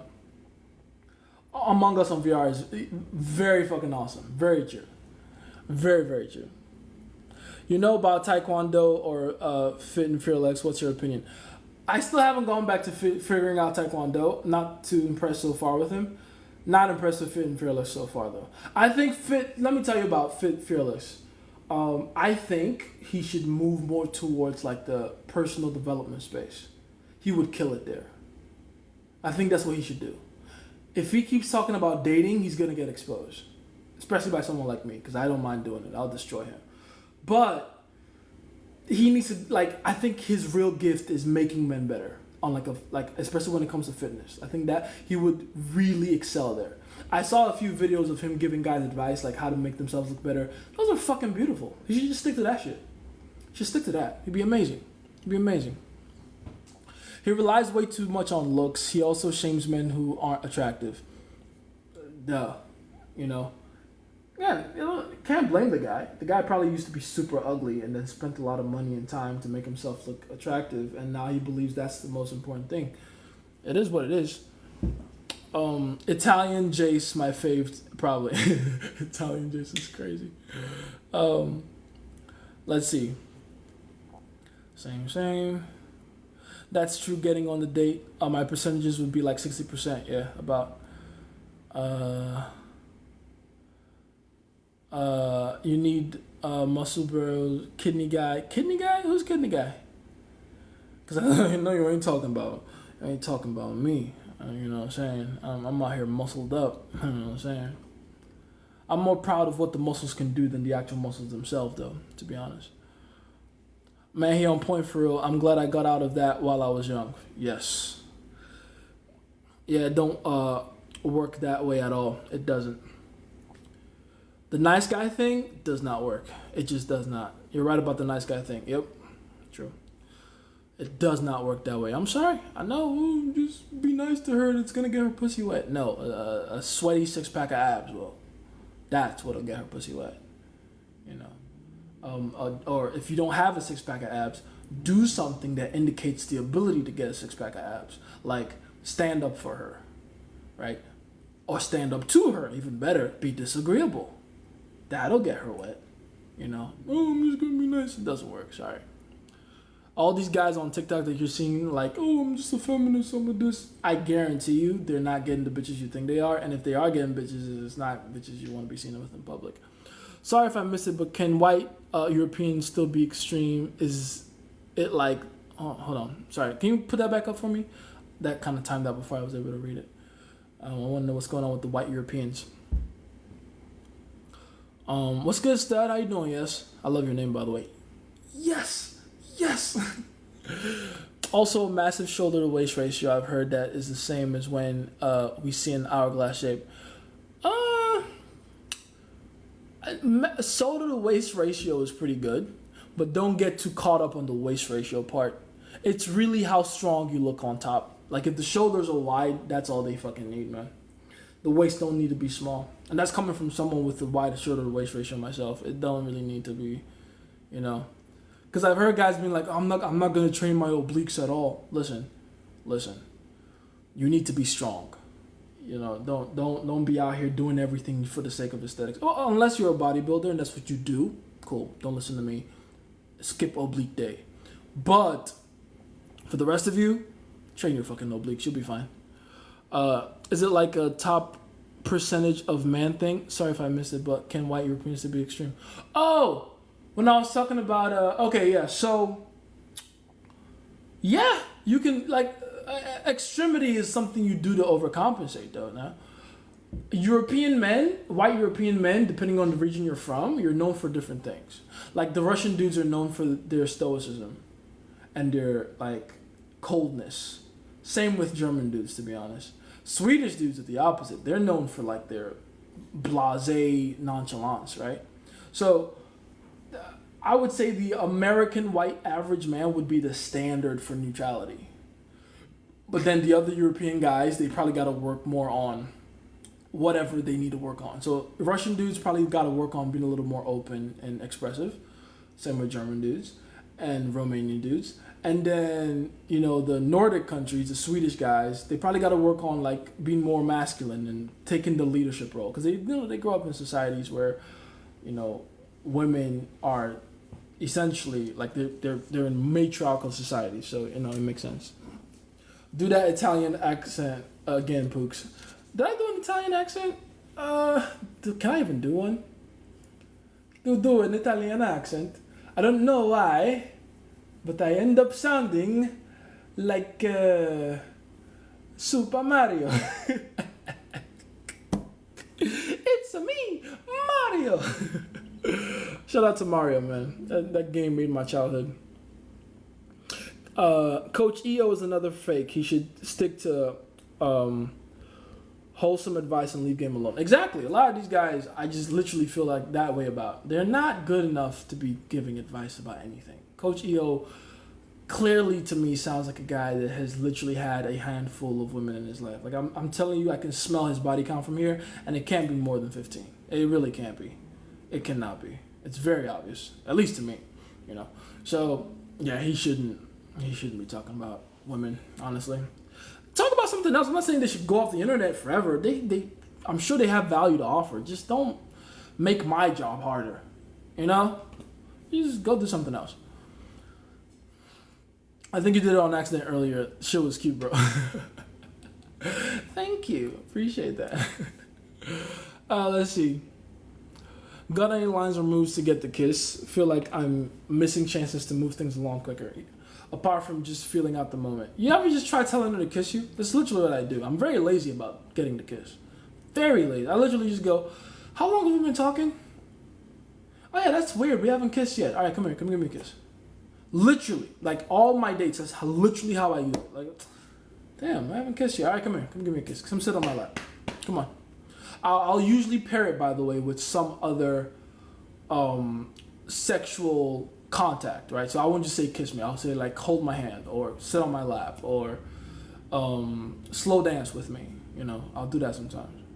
I was literally slow dancing in the middle of a bar last time. Like it's literally. So just go from there. Ryu and Jace get a room. No, don't tell us what to do. Our love is boundless. Pause, of course. Michael Jackson, despicable. Hee hee. Tips for getting girls in college. Be the man on campus. Build a good reputation in your college. That'll do the heavy lifting for you. Let's see. I remember I was watching a dude on YouTube and he said a high value man is a man who makes internal high values a high standard. His point was a real man shouldn't make an external power source. He was right, whoever that is. He was very fucking right. And that's one of the reasons I was always like against the entire high value philosophy of Kevin Samuels. Because when you heard Kevin Samuels talk about being a high value man, everything he would talk about being the characteristics of a high value man were external. They're all external. You gotta make this certain amount of money, you gotta have this kind of network, you gotta wear this kind of suit. Like, shut the fuck up. That is not what makes you high value. High value comes from within. I feel like I'm interrupting something. Not yet. Let's see. Do you use anything for your teeth, bae? What's your dental routine? Do you use whitening strips? No. I actually want to get into like those whitening machine thingies that you just kind of bite on and the light thingy goes on for like 15 minutes. I bought one too. I just can't remember where the fuck I kept it. But yeah, I just brush my teeth every day. I brush my teeth every day twice. That's a habit you learn from Nigeria. If you don't brush your teeth twice, your mouth will stink the rest of the day. So you got to brush it the first time to get the previous night's gunk out. Then got to wash it the second time to actually whiten and clean it. And you have your, brushing techniques, in, out, over, under, all that crazy shit. And don't forget to, brush your gums as well. And the back of the tongue. Pause. Let's see. Isn't Tate the same way? Nah, Tate isn't the same way. Tate pretends to be the same way, but Tate understands the game a little better than that. Tate understands the game. Like, I've seen videos of him where he talks about, listen, I was the man before I was the man. I was the man even when I was broke. And I'm like, okay, he gets it. He understands. Because it's not about, what you have. It's about who you are. Who you are is what's important. Not yet is wild. Seriously, though, it's weird we haven't gone on a date yet. For real. Where are you taking me? Pause, of course. What's your take on Zelgin versus soft guy beef? I chimed in on that already. All them niggas soft to me.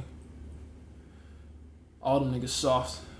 Oh, also, I heard Zelgin got caught in 4K throwing it back on his boys. That's crazy. Crazy work. Crazy, but not a final finishing blow, though. If he knows how to act correctly, he can survive that.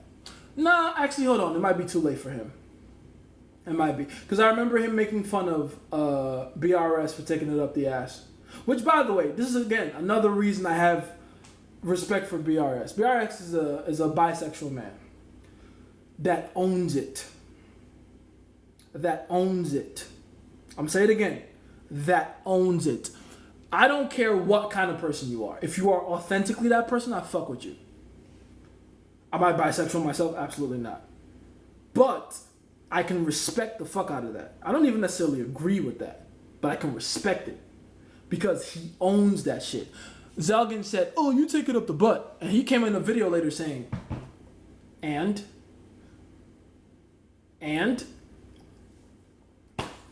if every man was like that, women would have nothing but respect for us. But we lie and we hide and we tell her that we'll be loyal to just her when we know we want to fuck other bitches. We know we do. Just tell her you want to fuck other bitches. It's okay. You won't die. So what, she leaves, who cares? Go find the bitches that'll stay. It's like, it's something beautiful about honesty like that. You feel what I'm saying? So Zelgin essentially is getting clowned by the soft guy Arab movement because he made fun of someone for being feminine. Turns out he out here twerking on people. You can't come back from that, my boy. You can't come back. So imagine this. Imagine this different reality, this different timeline. I think this aspect of reality makes accomplished men very insecure. What are we talking about? The whole authenticity thing? Sure. But let's imagine a different timeline. Imagine before Zelgin came out, before they showed the video of Zelgin out here throwing it back on his buddies. If he came out and he was like, listen, I got some feminine sides to me. Yeah, I like to take the role of the man in the relationship. I open my Velcro wallet and I pay for stuff and blah, blah. But yeah, if she wants to have a bubble bath, I have a bubble bath with her. Which, by the way, I'll be having bubble bath. I don't know how the fuck anyone made that a feminine thing. I love bubble baths. But whatever. If he came out beforehand and just said, this is authentically who I am. I'm the kind of guy that might throw it back on my friends from time to time. Pause. No one will be able to use that as a weapon against him now. That's the point. The fact that women will choose a broke man over them. Huh? The fact that women will choose a broke man over them. Oh, over the rich dudes that are... yeah, I know what you mean. But back to this Zelgin thing. It's just being authentic, man. Why do you think I keep calling myself a piece of shit? So that when you guys see me do some piece of shit thing later, you don't get surprised. I'd rather get the backlash for being called a piece of shit right now than pretend to be a fucking angel and then later you guys find out I'm a piece of shit. Fuck that. I'm a piece of shit now. Now. I will live authentically in that truth. You see what I'm saying? It's very simple. Oh, you love bubble baths? Yes, I do. I feel like the date enough. Maybe we can do that. Massive pause on that, but we will do that. Massive pause. What kind of bath bombs you like? Massive pause, of course. Massive pause. Massive pause.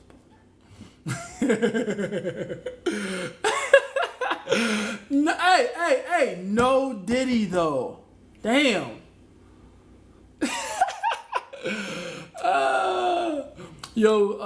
Jace, have you seen what that prison guard has done in the UK recently? Listen, I haven't seen it. I've been seeing videos of people talking about it, but I haven't seen it. Apparently some bitch was out here throwing it back in the prison. Is that what I'm hearing? Which again, I guess it's the season for women throwing it back on criminals right now. Whatever. Criminals are up. Everybody go rob a bank so they can get ass thrown on you too. I don't know. But yeah. Not surprising. That I mean, I don't know why it's viral though. That happens all the time. If any of you know anyone in prison or know anyone that's had that prison experience, they'll all tell you like someone in there is fucking this CO, that warden, whatever. Like it's happening right now as we speak. She just, for whatever reason, decided to fuck the dumbass that would record her like an idiot, right? Jesus. I'm guilty of this. I lied to my main girl. Should have told her I want other bitches. Exactly. Just tell them. Just live in the truth, man. It's painful in the front end, but in the back end, you live fucking free. You're liberated, man. As opposed to the opposite, which is in the front end you escape backlash, but in the back end you're left in a prison that you have to like hide in for the rest of your life because someone might find out you're a liar. Fuck all that. Just say it like, yeah. Say the truth. Say the truth now. Fuck. Right? I'm a piece of shit. I admit to having insecurities. Like, why do you think I do these things? So you can't use them as a weapon later. Yeah, I'm gonna fuck your bitch and not feel guilty about it. So what? Yeah, I'm gonna destroy that marriage. So what? I don't give a fuck. Jason, it's bad. Karma's gonna... Shut up. I'm gonna fuck your wife if you don't, like, treat her correctly. Correctly, not good, correctly. There's a difference. Well, if you knew the difference, you wouldn't have your wife cheating on you anyway. But you get the point. She'll be back, though. No need to say it. She sees it in my phone. Exactly. Exactly. Let's see. Samson should have had told her maybe too. That's funny. And the moment you said it, I know exactly what you're talking about. When someone was like, does your hair have any significance? And I was like, maybe. Samson said maybe at first, but that bitch like literally guilt tripped him into telling her the truth. Because don't forget, he kept getting closer to the truth. He was like, well, it's my hair, but if you tie my hair in this thing, then my strength is gone. And then she did, but she didn't cut it, but she, wove it into the weaver thing. Samson, the Philistines are upon you. Where? And he broke out of it. And she's like, you lied to me. And he's like, oh, okay, fine. Just cut it off. And my strength will be gone.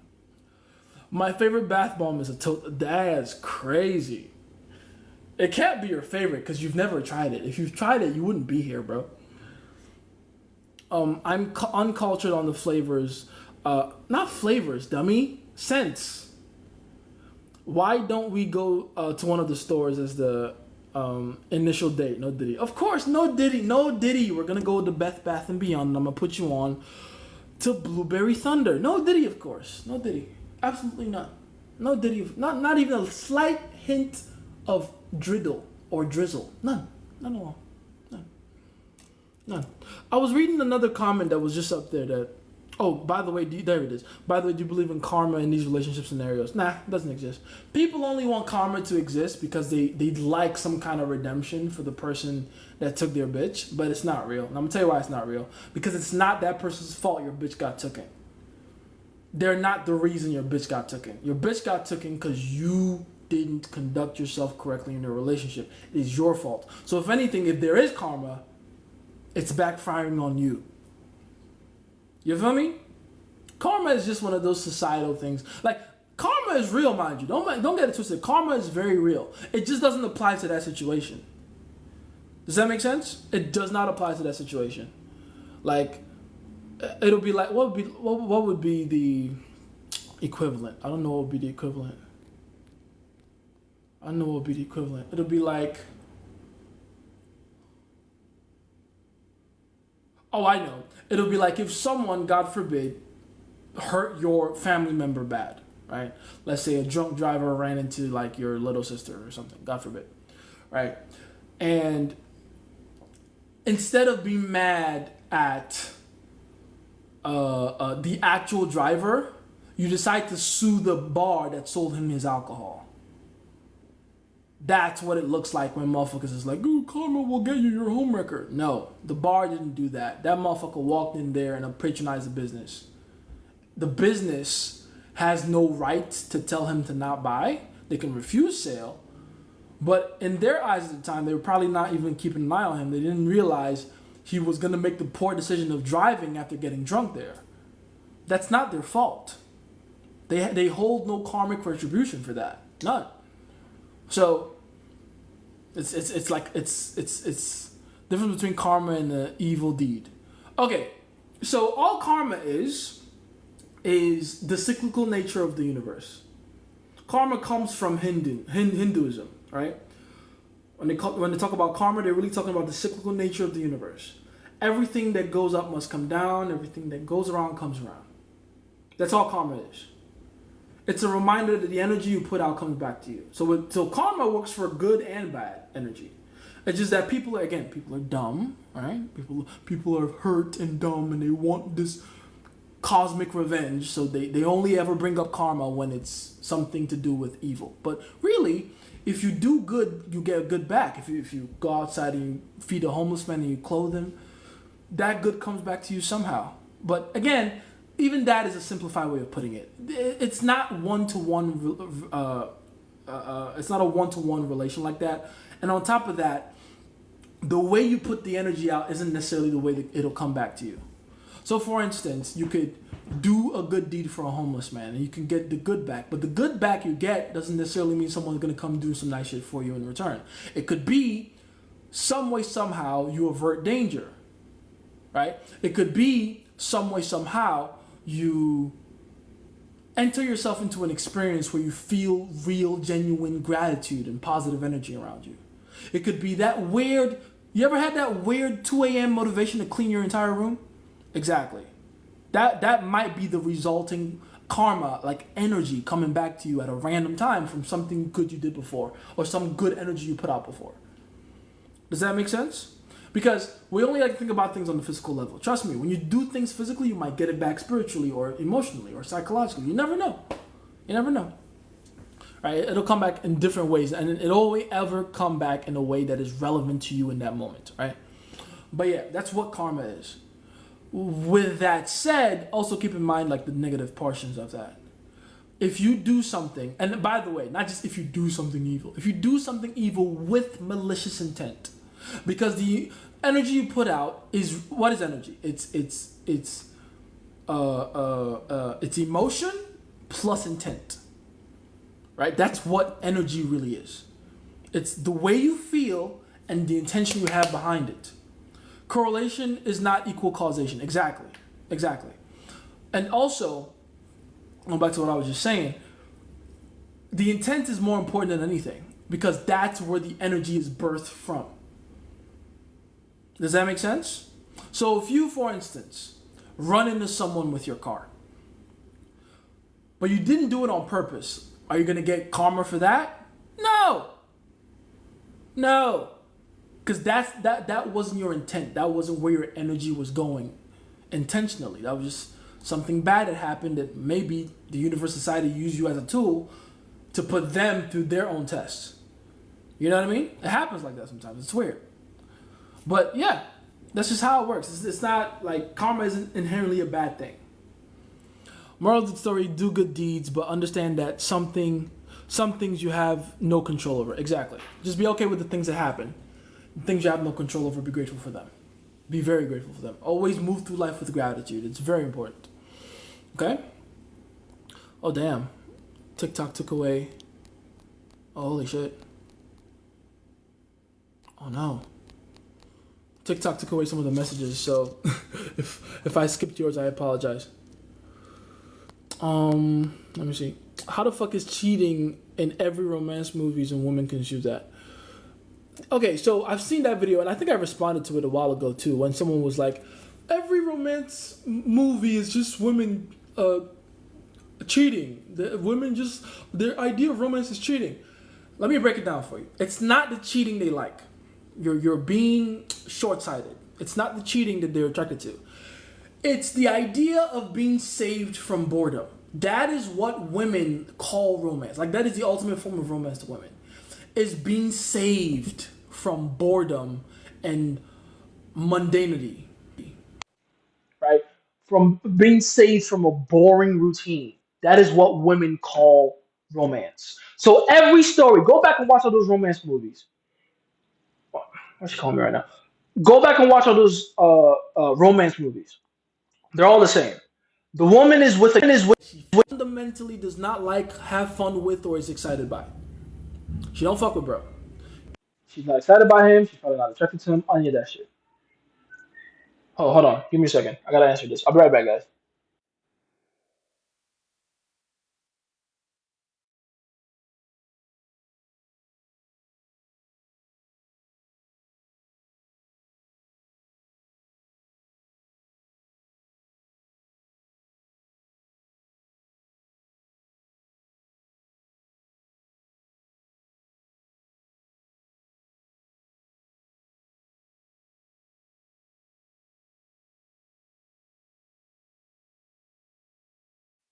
Fellas, I apologize, but your boy gotta go. I truly apologize, but I gotta go. Just something that I gotta do. Rick, but if I can, I'm here, okay? Love you guys, appreciate you guys. You guys already know what the fuck to do in terms of like all the crazy, stuff and all that. But I appreciate you guys for being here. This was an amazing live and a wonderful live. I will be putting this up on YouTube. Hey YouTube, hey. For those of you on YouTube, subscribe, like, share, hit the notification bell.